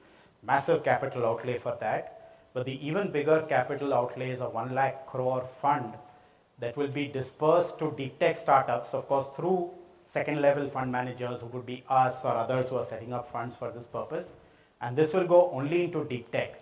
And one of the priority sectors under that have been identified is climate, resilience, and all of that, right? So there could be a lot of capital flowing into this from the government under RDIF. So this is 1 lakh crore over 5 years, and there's a good chance that this will stimulate a lot of entrepreneurial activity in areas related to deep tech. Hello, Mr. Ashwin. Hi. I'm Yogendra. I'm the youngest entrepreneur. I started my first company at my age 22. Right now I'm 23. I started with nothing. Now I built along with 30 members team who working for my vision, not for the salary. I have a question here because in India, the most known unicorns are the human-led service-based startups. Zomato, Swiggy, Cultfit. Before a few years, at my BTech third year, the AI is getting boom. 90% of the startups have been shifted. The new age startups are also going through that AI. Does Bharat Innovation Fund still looking and ready to invest on the human-led or problem-solving startups? So let me answer that question in 3 parts. First of all, congratulations for what you've done in a small period of 1 year, to be honest, right? 0 to 30, fantastic as a team size. So congrats on that. I think the second part of it is it true that Indian startups have been mostly or only services-led? I think your answer is all No, this no, time. I'm saying most known unicorns. I know, the known ones, Yeah. right? And I use this question to maybe talk about the unknown ones, which are scaled because they very rarely come into consumer domain because they are doing things which are not in the typical consumer domain. There's a startup where, and I hope some of you have heard of it, but there's a startup which is based out of Noida and then Bangalore, where the founder was actually, I mean, when I did my first fund from 2010 to 2017, he was developing my website, okay? And I used to pay him very measly amount, right? I was also, I mean, we were also founders as a fund founder. And he used to maintain it, he developed it, he maintained it, and on the side he was doing something. And then one day he comes to me and says, hey, listen, I want to meet. And he didn't typically ask to meet, and I said, Arey, why does he want to meet? He's probably going to ask for a raise of his fee. So I was thinking in my mind, how much should I give him, right? How much should I offer him more? Because I liked him. So we met in Bangalore and at a coffee shop, in fact. And he said, listen, I can't do your website anymore. I said, okay, you want more money? He said, no. Listen, I'm going to the US. I've built a startup. I've got 3 term sheets from 3 funds. And even before signing the agreements, I'm going to the US to start selling my product. This is a company that many of us may or may not have heard of, but a company called Postman, right? Started in 2017. Postman is valued at close to $5 billion today. And this guy was very nice, shy, humble sort of a founder. Built something when he was doing sort of moonlighting with efforts like my website and others like that. He built this product. And he built this product out of a pain he felt. And then he found that other developers wanted to use it. He gave it for free, and then it just became a rage, and now he's a $5 billion company. And this is not the only one. There are others. There's a company called Serimac from my portfolio. There's a company called Hasura, not in my portfolio. Atlan. These are all companies that are selling globally with high quality technology solutions, products, not just services, right? And so I just wanted to give that sort of a view as well, and this is likely to happen more and more. Having said that, I understand what you're saying, and there are a bunch of startups that will want to be more services led. We as a fund, because we are deep tech, we've never invested in this space. Forget about going ahead. We started investing in AI in 2018. We made, I think, 4 AI investments in 2018. We are ahead of this Gen AI boom that's happening now. So because we're deep tech, we're always looking at a little bit more product heavy, tech heavy solutions.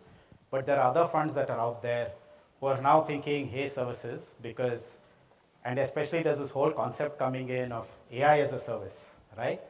Which you must have heard of. And so there will be funds who will invest in those areas, and you must focus your attention if you're looking to raise capital on somebody who would do it than trying to convince, because founders make this mistake of trying to reach out to everyone. Find the funds that would be interested and do this, and you can tell from their portfolios where they're investing. Yes. I'm looking to it. Just to know about more about Bharat Innovation Fund. Sure. Thank you so much, sir. So good afternoon, sir. Here, Fani Chandrasekhar from GPC. Sorry, which side? Right, sir. Yeah, there. Okay. Hi. So, Hi. has being a student of in 3rd year in mechanical engineering, so I am aspiring to building a startup as soon as I am graduated. Therefore, I have to get to know about how to build a team, which would be sustainable, which would be efficient, how the team should be look like to make the things happen when things are odd. Has been mentioned about first principles. How can we break down team into first principle thinking? And also, we want to build a startup in aerospace sector. Therefore, how can we get to know about figuring out a market of that vast, and how can we figure out that we are making the market or building the something such already exists in the market? Yeah, so that's 5 questions into one. I'll try and quickly just touch upon 2-3 things, right? And sorry, sir. May not be able to answer all your questions to the extent you want. But I think it's a fantastic question you ask about team. Who do you think is the first person that a founder or an entrepreneur makes a sale to? Anyone who, founders are always selling, right? They have to sell. Who's the first person? Sorry? Purpose oriented? Yeah, it's a co-founder. before you sell to your customer, before you sell to your VC to raise investment, you're trying to get your founding team together and then eventually your rest of your team. And so the first person you need to sell to and inspire to join you when you have no resources whatsoever, probably just vision and maybe some good background in what you've done, right? And maybe a little bit of capital that you managed to assimilate. The first person you have to get is a good co-founder if you choose to have a co-founding team and not be a solo founder. And so the hardest part is to be able to do that. And there are two ways to do it. One is find people, and I generally, my experience has been don't find people in your family, your friends, your hostel mates. Stay away from those. Keep your friendly relationships as friends, right? Is my principle, but you may choose to differ, and it has worked in some cases. Husband-wife couples have built some very amazing startups out of India. But once you have gone and found or that person, I think the key is how do you inspire them to see your vision? And you can do that today, or you can pause and say, I'll find 3 or 4 who are -1 to me. And as the company gets more definition, as it moves a year or 2 years ahead and becomes 30-member team and all of that, you know a little bit more of the direction you're going, and you know which of these 3 or 4 will align with you better. And so you will have those conversations to see who wants to align with your vision that you have now developed better as you go ahead. And whoever aligns with your vision, you want alignment. Because founder disputes can be one reason why startups fail, and it's one big reason why startups fail. I mean, I think in my portfolios itself, there are 3 or 4 founder-related issues that have led to, startups failing, or we've had to force an acquisition because they just didn't want to run it together, right? So make sure you have people who are aligned with you is very important. And on the first principle as to how to do that, that's a longer conversation to have. But let me just stop at this one. I think your second part of the question was, if you can remind me what that was about.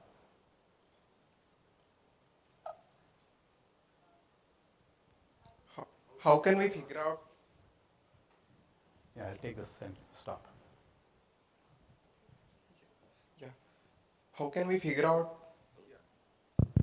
I'm very sorry, but Okay, we're putting a hold on to this session. We have an AMA session lined up. You can ask your questions in that session. All right, thank you. Pleasure being here. Talking to all of you.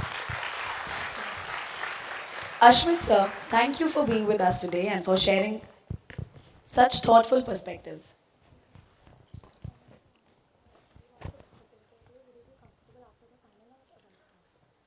One second, please. Okay. No, after the panel. Okay. It's now time for our first panel discussion, Inside the Founder's Mind, Risk and Resilience. This session takes us into real, often unspoken side of entrepreneurship. How founders think through risk, respond to failures, and build resilience while navigating uncertainty. We are privileged to have with us 3 accomplished leaders whose journey reflect very different paths, yet share a common thread of persistence and conviction. Ms. Monica Shukla, co-founder and CEO of Humblebee and co-founder of Let's Endorse, has built her work around inclusive entrepreneurship and sustainable livelihood. Through tech-enabled models and grassroots execution, she has enabled micro-entrepreneurs, especially women and farmers, to create stable, long-term income opportunities. Her journey highlights how resilience, when combined with empathy and innovation, can create impact at scale. I would request you all for a huge round of applause for Ms. Monica.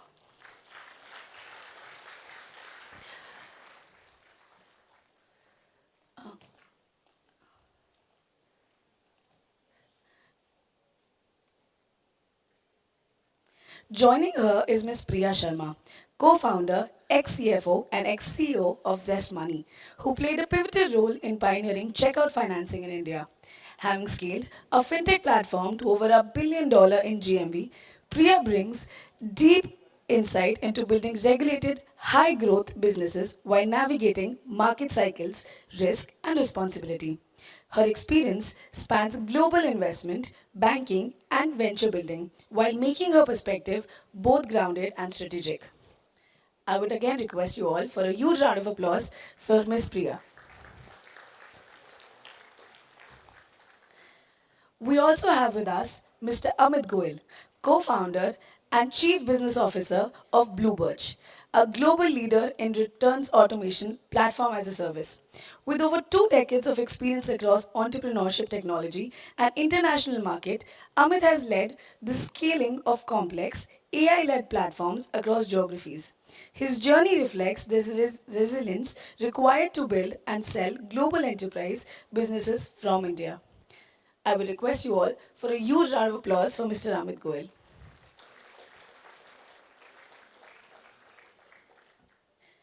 Now, I request Mr. Akshat Mittal, partner at EPIC, to felicitate Ms. Monica.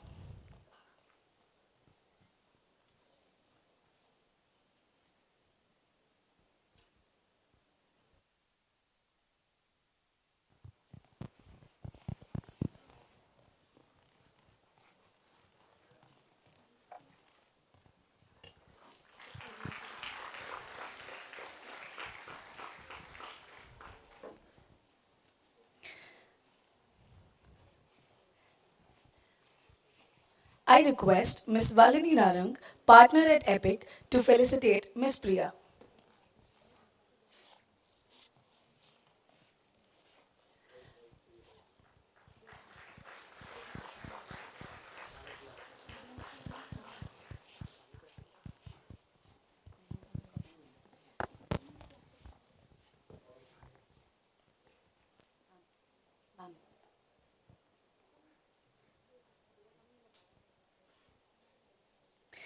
I request Mr. Hemant Kumar, partner at EPIC, to felicitate Mr. Amit.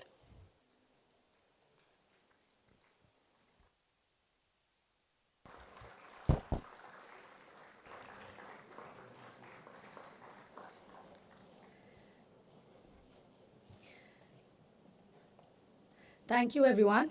Ms. Sanchita and Ms. Pratyusha, junior partners at EPIC team, will be moderating this panel and guiding the conversation as our speakers share candid insights from their entrepreneurial journey. With that, I invite our panelists and moderators to take their seats as we begin the discussion.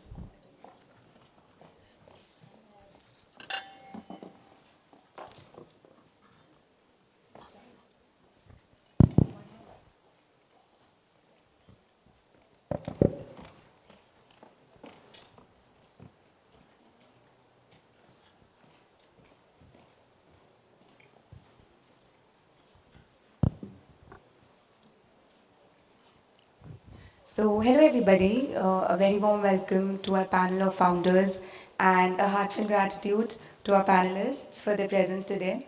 So, the agenda for this panel is Inside a Founder's Mind, Risk and Resilience. So, basically, it's going to be about a founder's reality, where pressure is real and sleep is optional. With this, we open the floor for discussion. So before we dive into the conversation, we'd love you all to grace us with a brief introduction about you and your ventures.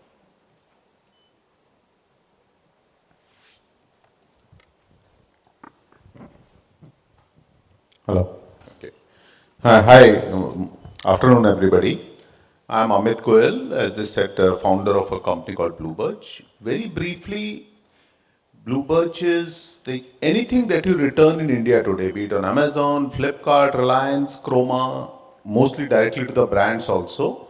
The backend system to handle that is provided by my company, both in India and UAE, many companies. So this is a very brief introduction what we do. We help companies manage that. Hello, namaste everyone. My name is Monica. I am building Humblebee. We are an impact-first enterprise. We work with women farmers in rural and tribal parts of India. We turn them into scientifically trained beekeepers, help them unlock affordable credit so they can become owners of beehives as productive assets. We take care of this entire migration management to make sure that through beekeeping, they are able to earn a mainstream source of livelihood. and we enter into a fair forward buyback of honey and hive products. You can think of our work as synonymous to what Amul is doing for the dairy sector. Thank you.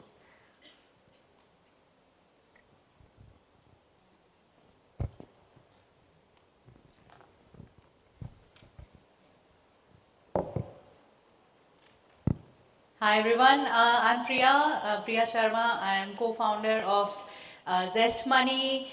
We are one of the earliest consumer fintech lending companies in India. We focused on what is commonly known as checkout financing, or also known as buy now, pay later.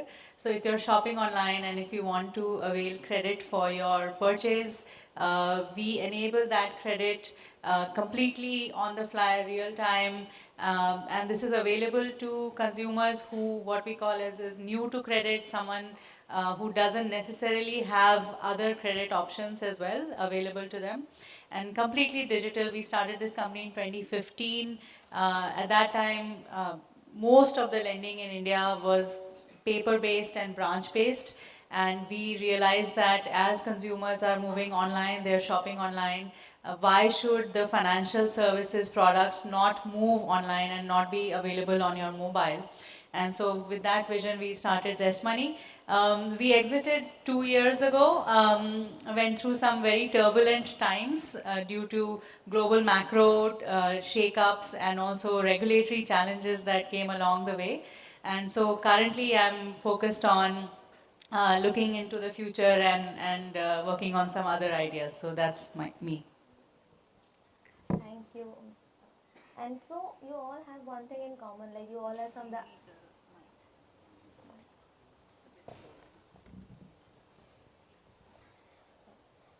you all are from the IIT ecosystem, right? So how did the IIT ecosystems, like the environment over there, influence your decision, like to leave corporate stable careers and move into this startup space? Like how did it actually happen?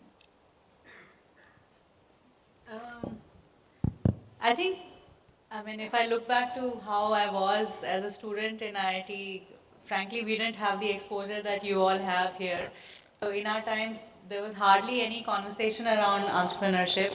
So I think for me at that time, I didn't have an idea. But looking back, and as this seems to be the theme for today, that you can only connect dots looking backwards. So looking back, I think the IIT system and also more generally engineering and also MBA, I'm an MBA as well, gives you problem solving skills, gives you good ability to look at data, ability to look at trends, and that I think, and the resilience and the discipline that I think getting through IIT sort of instills in you is something that maybe has led to where I am today.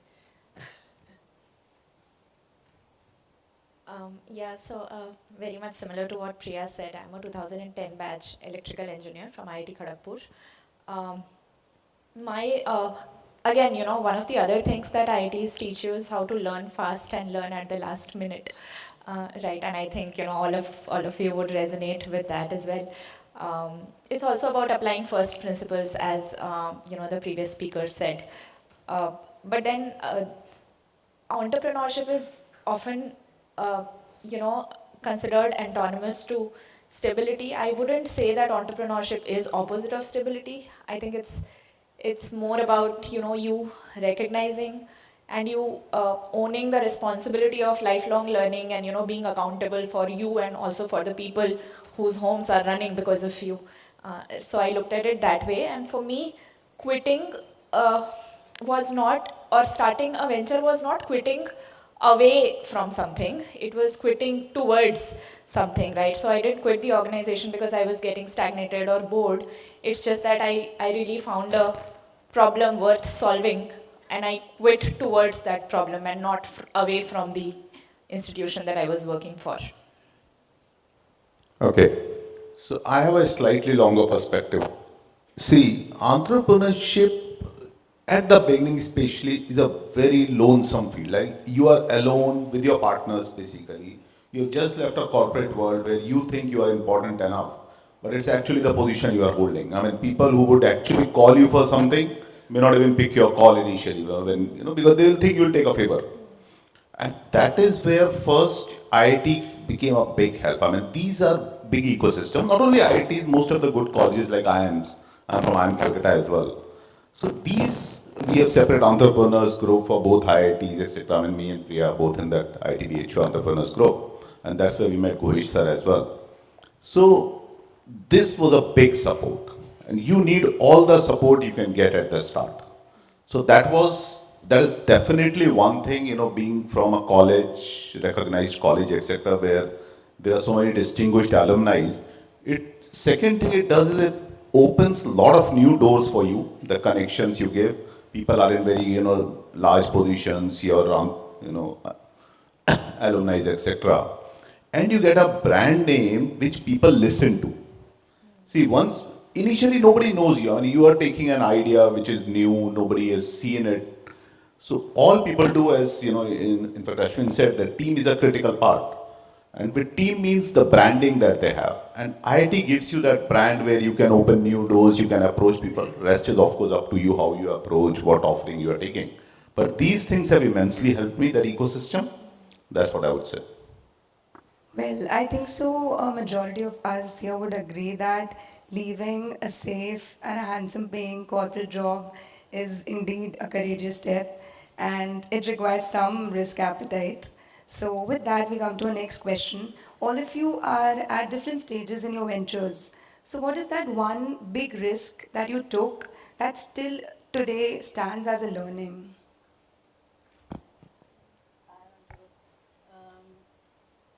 I think starting up is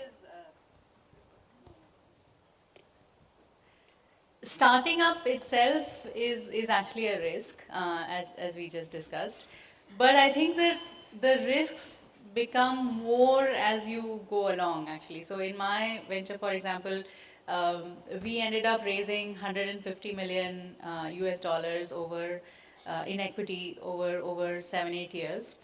And when COVID happened, and financial services is a very tough sector because anything that happens in the world, financial services is impacted either positively or negatively. So COVID, and specifically when you talk about credit, credit is dependent on the economy sort of moving all the time. So if there are instances where the economy is stuck, which was in the case of COVID, we know that credit is going to be impacted, people's livelihoods are going to get impacted, and therefore credit businesses or any business which is making money out of lending money or credit or any financial services is going to be impacted. So financial services in general is a highly cyclical industry, and COVID, as we all know, impacted a lot of people and definitely impacted us.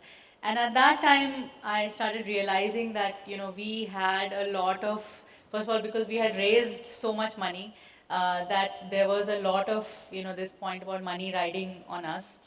And then the second thing that hit me was that a lot of people, we had a large team, about 500 people at peak on rolls, and then we had many off roll as well.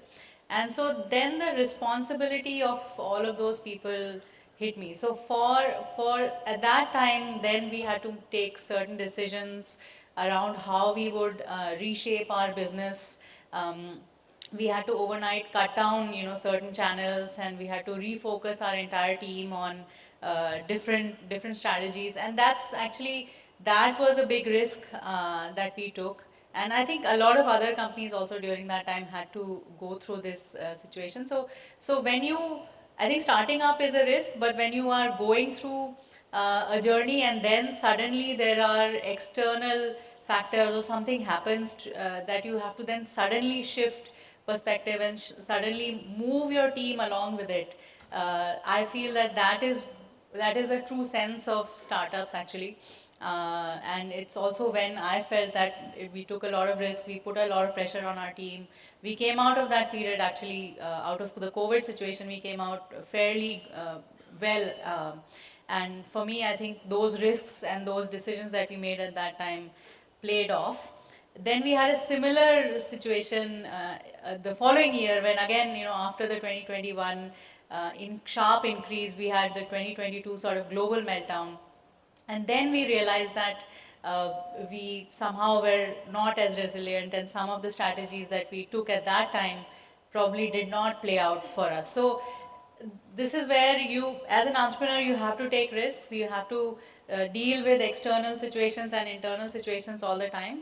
And some of them might work for you and some of them may not work for you. So you can only see in hindsight what we did wrong and what we did right. But taking risks is one of the key things that you have to do as a startup founder. So that's my very long and convoluted answer. No, so I don't think it was quitting a stable career which was a bigger risk for me. I think it was more of a contextual risk that I took by venturing out into a sector which is agri-food, climate, beekeeping, which did not really have a playbook. So to say, we did not have many precedents in India. And that's that is a slippery slope, it can work in your favor and it can also, not. So one of the benefits of having a good education was this understanding or assurance at the back of your mind कि कुछ तो बना ही लेंगे, कुछ तो कर ही लेंगे, कहीं तो चले ही जाएंगे. So that kind of a, lack of fear of the unknown is something, that was always playing out. For some of, so ecosystems are of two kinds, right? For some of the ecosystems, they are very well made, and a lot of new startups, they just rode that wave. Just जब Uber आया तो Ola भी आ गया, But then some of these ecosystems are to be made, for them to become investable. So as entrepreneurs, some of us are trying to translate that problem, model, solution into an investable product, and once our models are proven and taken to market, then the investors start, creating a thesis around hey, beekeeping is also something investable.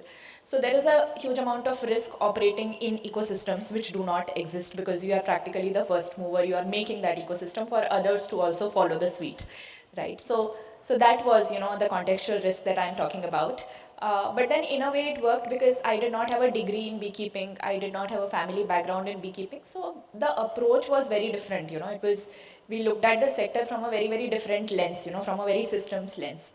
So I think that it works in your favor sometimes to be the first player in the ecosystem. So I think both of you have summed it very well, not much left for me to say. But there is one thing that I see, because see, I also meet a lot of startups today. I see that how we prepared for our venture, we have been there for 10 plus years now, scaled to 500 crores plus, versus when I see the new startups. So I have a standard question when somebody asks me, where is the written business plan? And that I see as a big risk. Believe me, I have not met a single startup so far, no matter how successful or what stage they are in, who have actually gone ahead and made a business plan in writing. Because once you start writing down, jotting down, you realize, oh, I missed this, I missed that. And there are so many tools today. I don't know if anybody of you knows about bplans.com. I mean, they give excellent templates. Whatever you are starting. Like I was talking to some students yesterday that you can start a bike rental business here. I mean, your campus, so far it is. I mean, it was just in jest. But the idea is, even if you do that, you search for a bike rental business, you will find a template. And you will get to, realize so many things that you are missing in your plan. Problem with today's startups mostly is, they come up with the idea. They have no idea about execution. They do not think about the target market, how will you approach, like Ashwin said, for agri-tech. I mean, it's not one market, it's 10,000 small markets that you have to approach to. And you will learn about that only once you start putting things in writing. Go deep into each and every area. How will you approach your customers? Who is your target customer? What is their profile? So I suggest if you really want to avoid some big risks, and if you plan to start something, guys, please write it down. For us, even after 10 years, like we entered UAE a couple of years back, believe me, I made a written plan of almost 15 pages, typed myself, what is that country about, competition, how is the market there, what will be my go-to-market strategy, which offerings of ours we will take there, what is my ICP, ideal customer profile, how will I reach them, what partnerships I can do, what risks I carry, how will I open a company, even to that extent. So I suggest if you really want to avoid some big risks, start writing and you will find the journey much more easier after that. That's my suggestion. So, sir, lesson noted. less of chat GPT and more of resorting to the old traditional ways of writing. It's actually indeed true. So I see a lot of inquisitive faces out there, young inquisitive faces. So this question is for all of you. So panelists, what should students focus on early if they want to build resilience for entrepreneurship later? Guys, avoid social media. I'm telling you, I mean, it may be a cliche, but think in last 15 days, whatever time you have spent on social media, scrolling through Instagram or anything, what value has it added to you? I see that as a big risk in today's students. They spend more time on social media than working on their ventures, making plans, deciding what to do next. So, not saying that everybody here is doing that, but that is my first thing. But yeah, see, then second thing, I don't know if you all heard Mr. Ashwin properly. One key factor came out was the importance of having a team. I mean, somebody asked a question also about the team there. Finding the right team members whom to work with. Most of the successful ventures you will see will be multi-partner led. Most of these. So there is an inherent advantage of having a team with you. So whenever you plan to start something, build a team around you, look for, that you have, symmetry among, you work well together, and then only start forward. That is my, key suggestion for you guys. One suggestion. Me, okay. One thing, and I don't take this the other way, but I woke up today, I found that the atmosphere in this campus is so beautiful, and the team here has been taking such good care of me, and so I thought I'll check out the grounds early in the morning, and the grounds are beautiful, but what do I find? They're all empty. Okay, so maybe it's because it's Saturday and yesterday was Friday night and the team was busy preparing for this session. But it really brought home to me this point, not that I'm a very early morning person, but for me, exercise has been a part of my life actually. From the time that I was in school, I was an athlete. I used to play basketball for my city and then also for my college. And I think exercise has kept me sane through the toughest of times.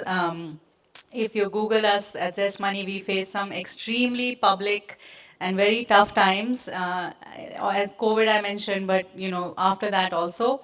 And me and my other two co-founders, actually my CEO, my co-founder, she is a marathon runner and she's even run in the South Pole. So I feel that one of the things, and especially we in India, don't have a culture of taking care of ourselves, of taking care of our physical body and taking care of mental health. And I think in whatever field that you are in, taking care of yourself is the most important thing that you can do for yourself, for your family, for your business, for your team. So for me, I think right now is the time that you all need to build this habit of exercising, eating right, and definitely not spending too much time on social media, although I also definitely spend time on it. But I would say for me, exercise and building physical and mental resilience is super important. Yeah, I also learned it the hard way, as to how you should not compromise your own body and being in pursuit of your purpose. I would also like to add that you should have a close group of 2, 3, 4 friends who also make you believe from time to time that you are beyond your startup, and success or failure of the startup wouldn't build or break you in any way. So always have that coterie of good friends who also show you the mirror, who don't overgloss stuff for you. I would also like to talk about building a little bit of financial resilience. I'm not the best person to talk about it, but raise the right kind of fund at the right time. So raise debt if you feel that your business would generate a predictable cash flow. Don't give away advisory equity just like that, because somebody is coming and saying that I'll add value to the organization. There are a bunch of new schemes launched by the government of India, both grant and debt. Leverage them as much as possible. The last thing I would like to say is that there is a very fine line between conviction and stubbornness. When you are stubborn, you basically ignore all the signals, consider them as noise. You are doing what you want to do, put your blinders on, and and basically you're not listening to the environment. That doesn't really work. And I have been stubborn at various junctures of my enterprise, and I have failed badly. Being having conviction is an entirely different thing. You believe in something, but you also are responsive to what the market is signaling. You're open to other perspectives. You're basically open. You are a good listener, observer. You perceive better. So always, tend to become, more of a person with conviction, keeping ego aside. I mean, let's just accept it that none of us is right 100% of the time, right? So the sooner you accept it, the better it would be. This in no terms means underconfidence. This just means that your eyes and ears are open, and moment you come across a better idea or a better thought or a better perspective, you're open to acknowledging and accepting it. So these are a few things I wanted to share.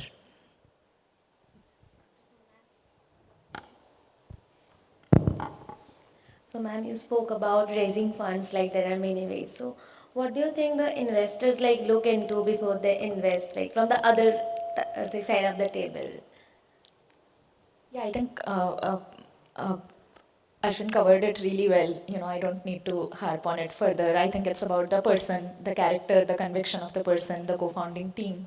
But then it is also about what unfair advantage that you have in the market, which has got other players also. Is there one unique insight that you know about your field that probably nobody else knows, which you're going to play upon, which you're going to, double down on.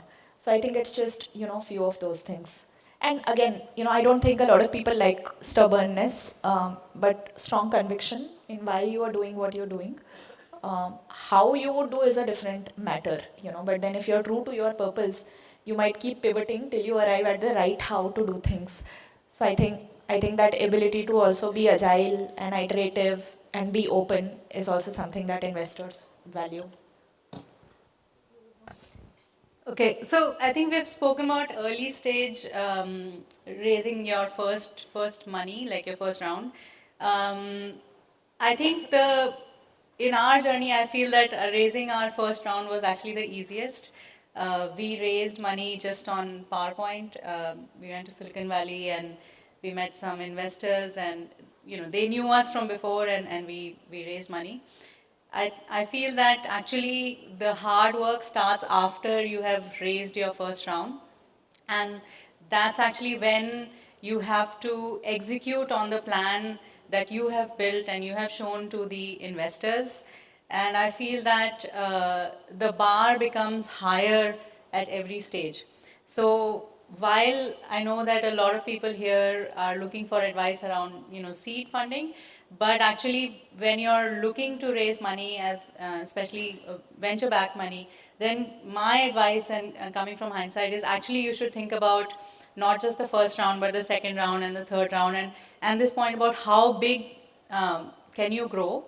And then the second question that you as founders should really ask yourself, how much money does it need for me to raise to get to that level? I think in today's world, very few founders think about that. Everyone's always thinking about, let me raise this one round, and then you think about, let me raise the next round and the next and the next. And frankly, we were like that actually. We ran our company like that. And I feel that what separates the really successful ones, the Elon Musk and the Jeff Bezos of the world, obviously they also had a lot of serendipity in their stories. It's not just like they did everything right and therefore it happened. There is an element of luck around this thing and timing. But having said that, I feel in today's world you have to be really mindful and ask yourself this question: how much money do I need to raise? Not just now, but 2 years from now, 3 years from now, 5 years from now. And if yes, then you need to start thinking about that raise from today. and building those relationships with investors, having those conversations, knowing that your seed round is going to come from here and your A is going to come from here and your B is going to come from here. So it is a tall order, that's for sure, and that is why everyone says that maybe venture is not the right for every idea and every business. There is a level of scale that is needed for a venture capital backed business to be successful, and there is a level of capital that is needed for you to get to that level. There are very few examples of businesses that raised very little capital and grew enormously. So I think balancing this act is very important, because you don't want to be continuously raising money, but you also want to be capital efficient at some point in time. And that I feel is a very tough balance. Yes, so at Bluebird also, see, our philosophy is not to, go after money raising from the beginning itself. The idea was to self-sustain as far as possible, don't have a cash burn, etc. Of course, it is needed for growth. I mean, you are building a product which doesn't exist from scratch, so you need, good developers, good team to do that, and you need money for that. But raise, as Priya just said, how much do you need? That you have to evaluate. Go for that. Not much. And believe me, if you have a good team, you have a good product, investment will come. Okay, that is another thing. We have not had any issue in that at the company, because from day one we were revenue generating. The team worked well together, all of us. We had the pedigree of IITs, IIMs, etc. Worked for 15, 20 years, before we started. So we had that somewhere the financial cushion of ours as well as the connects. But one thing that happens now is, at the stage that I'm personally am, I do seed investing in a few startups. And my first question to them is, has any of your friends or relatives invested in your company? Because if people who know you personally, who have worked with you, who have seen you, when your guard is down, if they believe in you, they are willing to put their own money, then I am. Right? Most of the cases, of course, there are other things to factor. But that is my first promise. If none of your friends or family members have invested you at the start of your journey, then if they don't believe in you, probably I won't. That is, my mantra.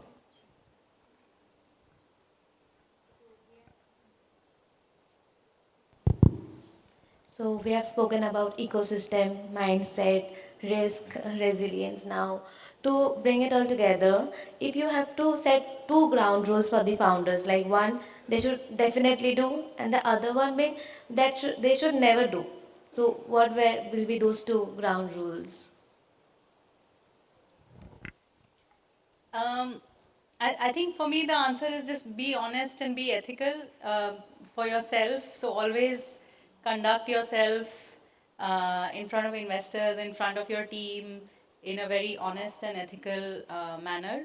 And especially around the team bit is actually super important, because I feel and that is where actually your team culture can later down the line trickle down and come from, is that how you are treating your team will then become the culture. And so I feel that you have to be very honest and fair with them, and only then can ethics and honesty and fairness be part of the culture of your company. And obviously business is a very cutthroat, especially in India, it is cutthroat, it is highly competitive, but I feel that keeping that as the core is very important. It's easier said than done. So it's something that you have to do every day. You have to treat your team well, and especially when you become large teams, and that shows in your HR policies and appraisals and things like that. But I would say, for me, that is super important. Don't ever leave that, I would say. I think we have spoken about this already, but yeah, just don't be married to your product or your approach. Be married to your purpose. You should know. Risk is inevitable, but you should know who the risk is worth taking for, and that's where the real wisdom lies, right? And you would iterate, you would fail. Some things would work, some things would not, but just keep at it. Hold your conviction in the problem that you have lived, seen, breathed. But then that doesn't in anyway discount the ideas, where the tide is turning, right? I mean, you can just go with the flow, you can just spot trends and, go in the area where there's a lot of flux and velocity. And there's nothing wrong with that. It's just that then you'll have to be extra fast and, prudent with respect to what you have, the resources that you have. Right, so you can also ride the wave, you can also find an idea which you are irrationally passionate about. So it's completely up to you. Different things work for different people at different stages of life. All of our stories are very different. Yours is going to be very different from any of ours. So just live your story according to your timelines, and there is nothing there's a lot to learn from other people's mistakes, but then make your own brand new mistakes. Perfectly agree. I mean, and this is where I always tell you can't learn from others. I mean, there's not much because their situation may be different, yours is different. So it's not like one size fits all. So you have to look at your own journey yourself. But one thing, if you're starting, as the question was, again, I come back to that, have your plan in writing. Detailed plan before you start, who is going to do what are you going to do, where are you going to sell, what are the expenses required, how will you sell, to whom, when, etc., etc. I mean, these are detailed business plans available online, templates, which you should actually fill before you start. What you shouldn't do, again, what Monica said earlier, thin line between stubbornness and conviction. So don't be stubborn. See, a lot of founders, they are in so love with their idea that they are not willing to understand that there is an inherent problem.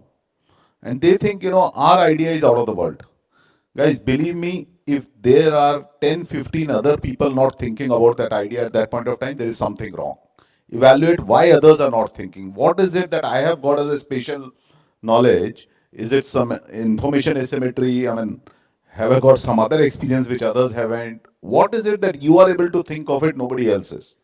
Okay, innovations come, new ideas come, but you have to really evaluate first why only you. Why is nobody else working on it? So that will help you find a lot of answers and avoid a lot of risks later. So I think so these were some solid lessons for all of them here. And also one very important thing that they shared is that mistakes are to be embraced and to be learned from, not to get disheartened. So on that note, thank you so much panelists for your insights. And the floor is now open for questions. You all can raise your hands and our volunteers would bring the mic to you all.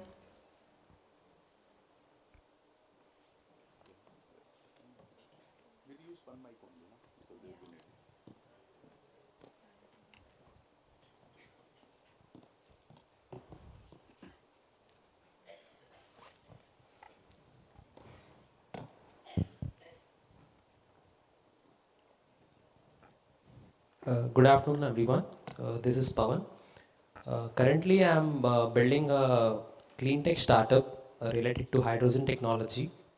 So the thing I'm facing right now is I got customer validation about the idea that it will work in the market. But when I approached a couple of founders and venture capitalists, they asked me to pivot my idea. So should I stay resilient and take risk, or should I go with what VCs and investors advise? I think we need a little bit more context to be able to say more about this. But if I think you should not delay execution is what I would say. If you have an idea in mind on paper, then just prove it, evidence it that it works, not just to show others, but also to become more convinced in yourself and to see the proof of the pudding lies in eating. So if more and more people are able to see what works on the ground, there would be more bets on you. But then again, very I would say from a 10,000 feet kind of a response. I'm not sure of your current context. So Just to add that, see, a customer validation will be from a perspective, will this product work for me? Investors, founders will see, is this a domain to scale? Will it go 100x from the first customer? Is the market other than one or two customers you have got, is there a larger market for that? what are the expenses needed. A customer will not validate from the point that what is it needed for you to bring that product out. Maybe it's 100,000 investment, which nobody is willing to put right now. So we don't know your specifics, but you really have to evaluate. Again, if you write it down, you create a plan, you will have much more clarity yourself rather than relying on, externals to validate your idea for now.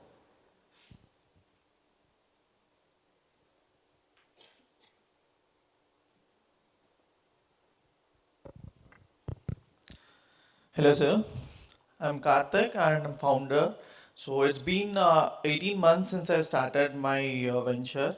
It's been into e-commerce and it's also into food. It's an aggregator platform, particularly for homemade food and for home cooks who are very passionate about cooking and they want to earn out of it and all. So right now, over the last 18 months, we have done a decent work in terms of stabilizing things. And since there is a lot of uncertainties involved in this, so right now when we understood that this is particular the stage where we wanted to scale it, since this is a bootstrap company, so I am in a verge of confusion where should I go for a seed funding right now? Because for me to scale up and start generating more revenue and scale it up, I would definitely need money. So what would you suggest for a founder like me at this particular point of time? And what would you, if at all, from an investor's perspective, look at? See, there is no right or wrong time to go for expansion, funding, etc. As Ashwin said, you will find bootstrap startups as well. You will find well-funded startups as well. So it's something you have to see.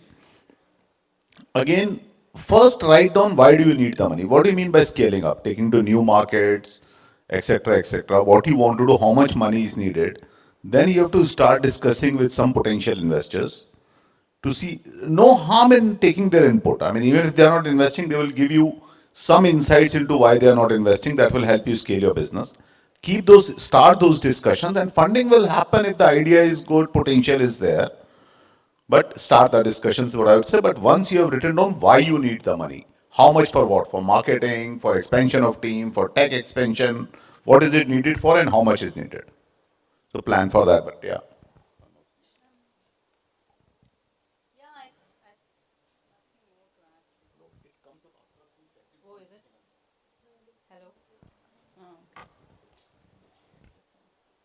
Yeah, so I think definitely having this idea of how much capital you need, and I mean in investment banking terms and in finance terms we call it what is the source of funding and what is the use of funding. So you have to be always very clear about your uses of funding and what that amount of funding is going to give you.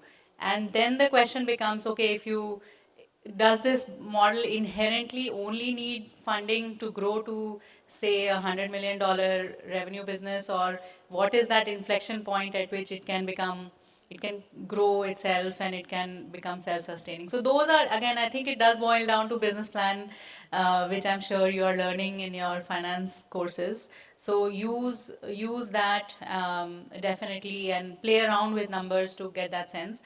The customer validation that you're getting is always good, right? So those insights are good. But I think a lot of customers, and especially we in India, we are used to trying out different things. So in that sense, in the last 10 years, we as consumers, and even as consumers, we are used to trying out different things. But then that price, like what is that price point at which if you are not giving discounts and if you're not, burning money, will it actually work? Those are also questions, especially in an e-commerce or food tech kind of environment, needs to be asked. And then the third question is, given that the sector that you're in, and I actually know people who have tried these ideas before actually, is that what happens, what is known as substitute, right? So you're always competing against the restaurant delivery business or the Swiggy and Zomatos of the world and the 10-minute delivery and all that. So while your idea is unique and it's it's about supporting homegrown entrepreneurs and things like that, but then you always have to think that from a customer standpoint, what are their substitutes, and then who are you competing against to meet that substitute, and then those companies are very large, well-funded companies. So that is the other aspect that you should always look at, is that what is the alternative in the market, and therefore how big can you be if you are a relative, niche in that market. So that's the other point. Yeah, I'd just add, if you think you need money, just raise it and raise a little more than you actually need. Sometimes not so much for early stage fundraising, but once you raise funds at later stage, it'll become a full-time job. You have to hustle. But if the money is coming easy, if there are many people interested, just go ahead and raise it. If you think that it's a little too premature for you to get into a valuation exercise, just have them agree on a convertible round, right?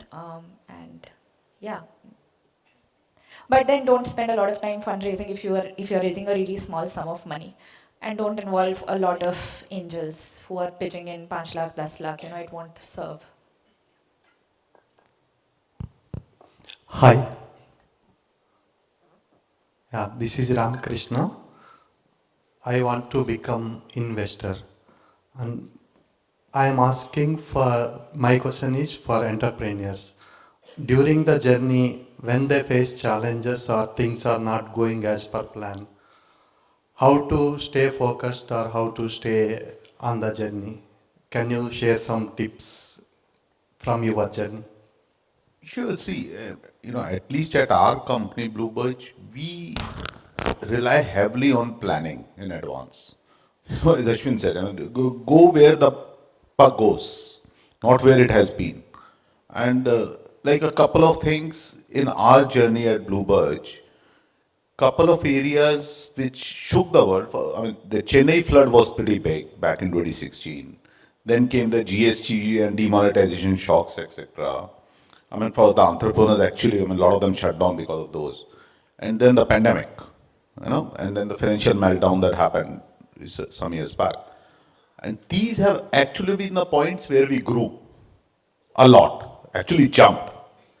Why? Because some of these we could foresee, we could plan for them and work on them. So, most of the time these risks and, when things are not going wrong, you can actually preempt them. As founders, most of the time we want to sweep some things under the carpet, not work on them now, not the right time, etc. But you have to be focused. These are super important things and they can be your gold mine if you can, leverage them properly. That's what I would say. But yes, shocks will happen. Again, it comes to the character of founders, and that is where the team that is there is super important. What is their outlook towards things? Do they take that money as, oh, it's not my money now, so let it go? I've seen founders like that.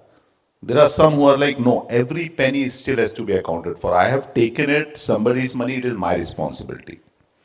So there are all kind of people, and they take, they work differently. There is no one formula, and even if you and me discuss a formula today, it's not that the companies are going to implement it the way they want. So you have to evaluate the founders, see their thought process, and then decide as an investor that, how you want to take it up.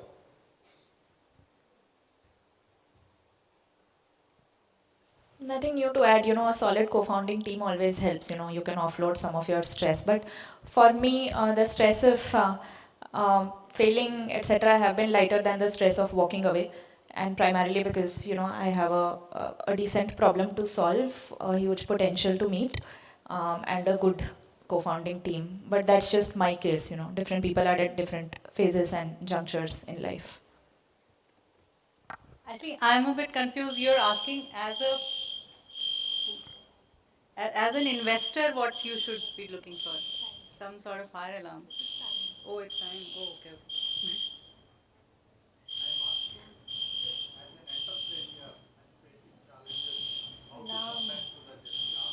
Yeah. No, a lot of it is. Alarm. I think it's a fire alarm. Yeah.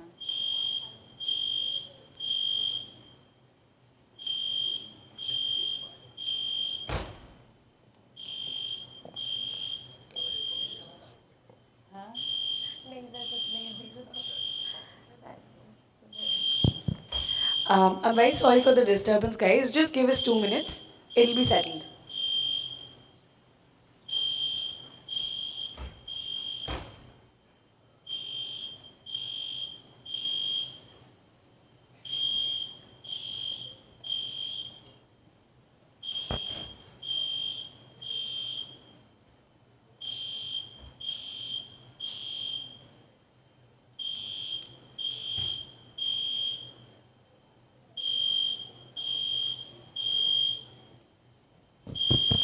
So, guys, nothing has happened. By mistake, someone has pressed the fire alarm button.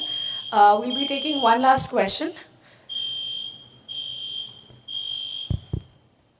Hello everybody, this is Joshita speaking. So my question is that we have come to know in the news that India has become third largest world economy, and we have seen multiple startups being rising.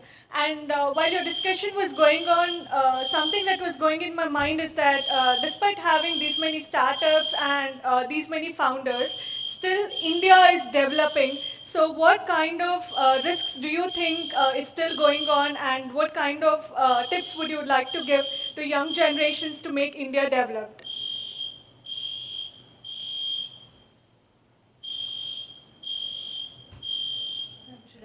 Um, so I think the startup revolution, and actually the director sir, he I think said it really well, is that the startup ecosystem, which has definitely developed in the last 10-15 years, what it shows is the promise of enterprise, right? So what does the word enterprise mean? It means that you're taking initiative, that you're coming up with ideas, and you're doing some innovation, or you provide, and it could be human led, like, or delivery based, or e-commerce, or it could be financial services, or it could be deep tech, but you are trying to, and so it could be a product, it could be a service, but you're trying to do something. So I think the key word for me is enterprise, and I feel that we as Indians, and especially the young generation, we need to be enterprising.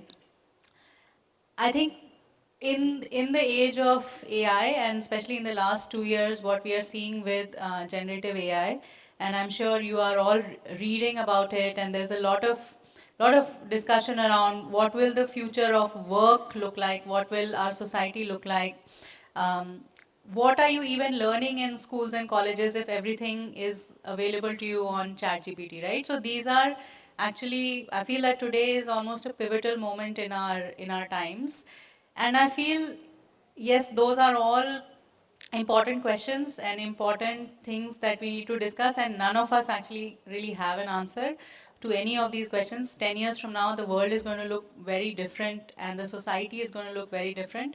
But I think as humans, the reason why we have all got here is because we have constantly tried to make things better for ourselves and for the human race. And I feel that in India, we need to have this sense of purpose. Uh, s- I think the first question was about IIT, and the three of us went to IIT, and I feel that obviously I'm older generation, so I feel that we have seen that growth from the time where we didn't have mobile phones, and now everyone is spending half of their time on mobile phones, right? So I feel that going forward, we need to be more enterprising. We need to focus on building skills, because ironically, as Sam Altman would say, intelligence is free now. So, but skills is still important, and being enterprising, taking initiative, doing things, learning, is what will make India more productive. I feel that we as a nation do have to make some very big decisions and very big choices going forward, because while we have actually been innovative in the last 10 years, but we are actually very lagging behind in innovation that is happening in the last 2-3 years, and a lot of that innovation is being driven by the US and China, and I feel that we really as a country need to think about what is going to happen to us. And maybe that's why so much focus is now finally on manufacturing, on deep tech, on some of these areas that actually will propel us to the future. And I feel that we as young people should move away from becoming consumers of society of technology, especially things like social media, to trying to build technology and trying to learn to make things better with technology. So I think it's a great question. I actually do feel that as a society we need to do a lot more than what we're doing, and definitely the youth needs to take more action and be more disciplined and move forward. So, thanks.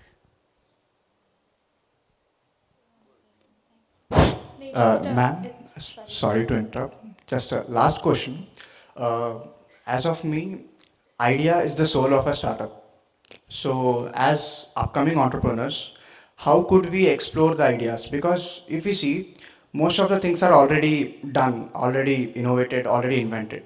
So, in the upcoming future, how could we say that anything is still left out which can be converted into a startup? I think the two of you should talk, because her question was exactly opposite of what you just asked. She's saying that India has been on the path of being a developing nation for far too long. Our people have so many problems, completely unsolved for the population size is massive. There are so many things to be done. And it'll be really, really unfair to say that, most of the things that should have been developed have been developed. So, thoda. Mostly, like, if you see, the most talented persons of our country are actually not willing to be here. Like, they are utilizing their talent for different countries. So, if we see most of the problems are unsolved, it is unsolved for us, I do feel, specifically for our country. What could you say about it? Solve it बनाइए कुछ बढ़िया बनाइए बड़ा बनाइए. Yes, ma'am. Facilities की कमी तो नहीं है, but we do feel if in the near future, what could you say? Like ideas, many more ideas will be there, so that we can convert more startups, or everything will be solved. No, see, this is a very individual judgment as to what you want to solve for, right? I have always been a horizontal, sort of systems thinker. मुझे लगता है कि one part of thing को solve करके you can't really fix the system.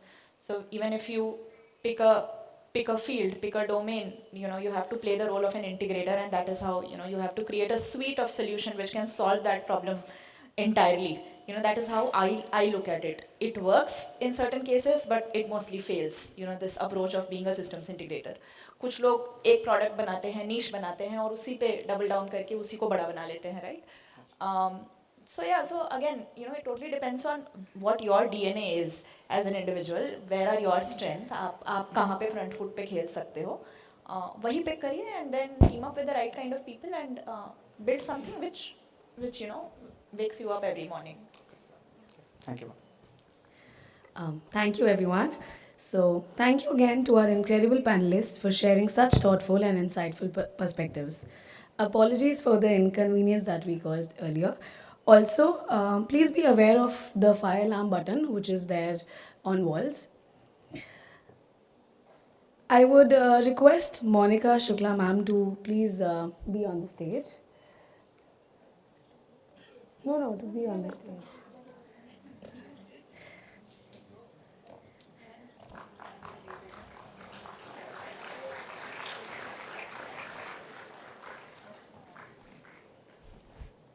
Thank you, everybody. I would also like to request Mr. Ashwin Raghuraman, sir, to please be on the stage.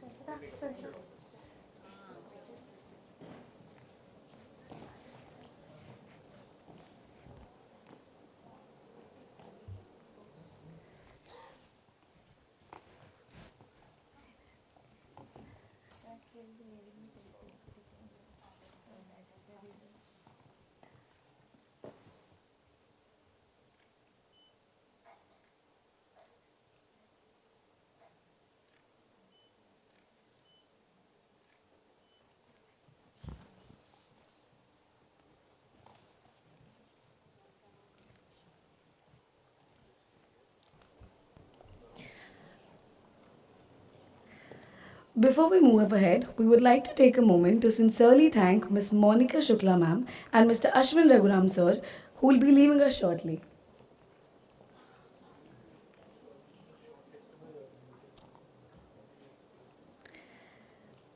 I would request Mr. Shamim Javed sir to facilitate Miss Monica.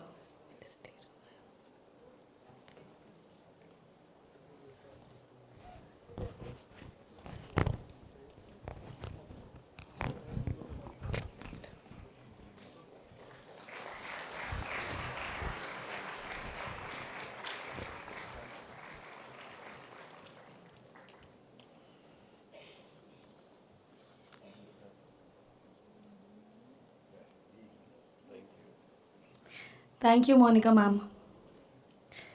I request Mr. Shamim Javed sir to felicitate Mr. Ashwin.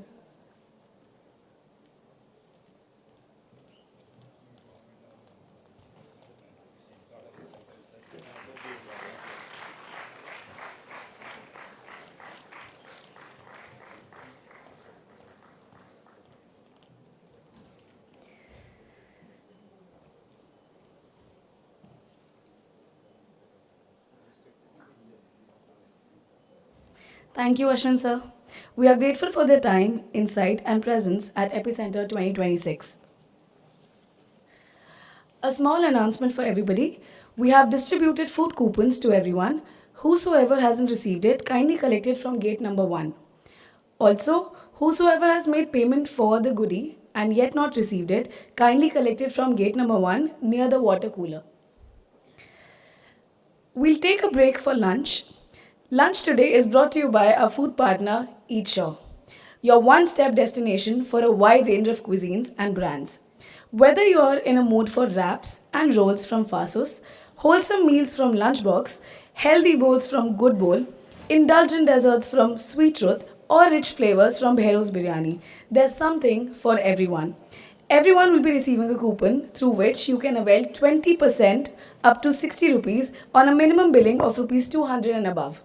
Please join us back here at 2 p.m. for the next session. We hope you enjoy your meal. Thank you.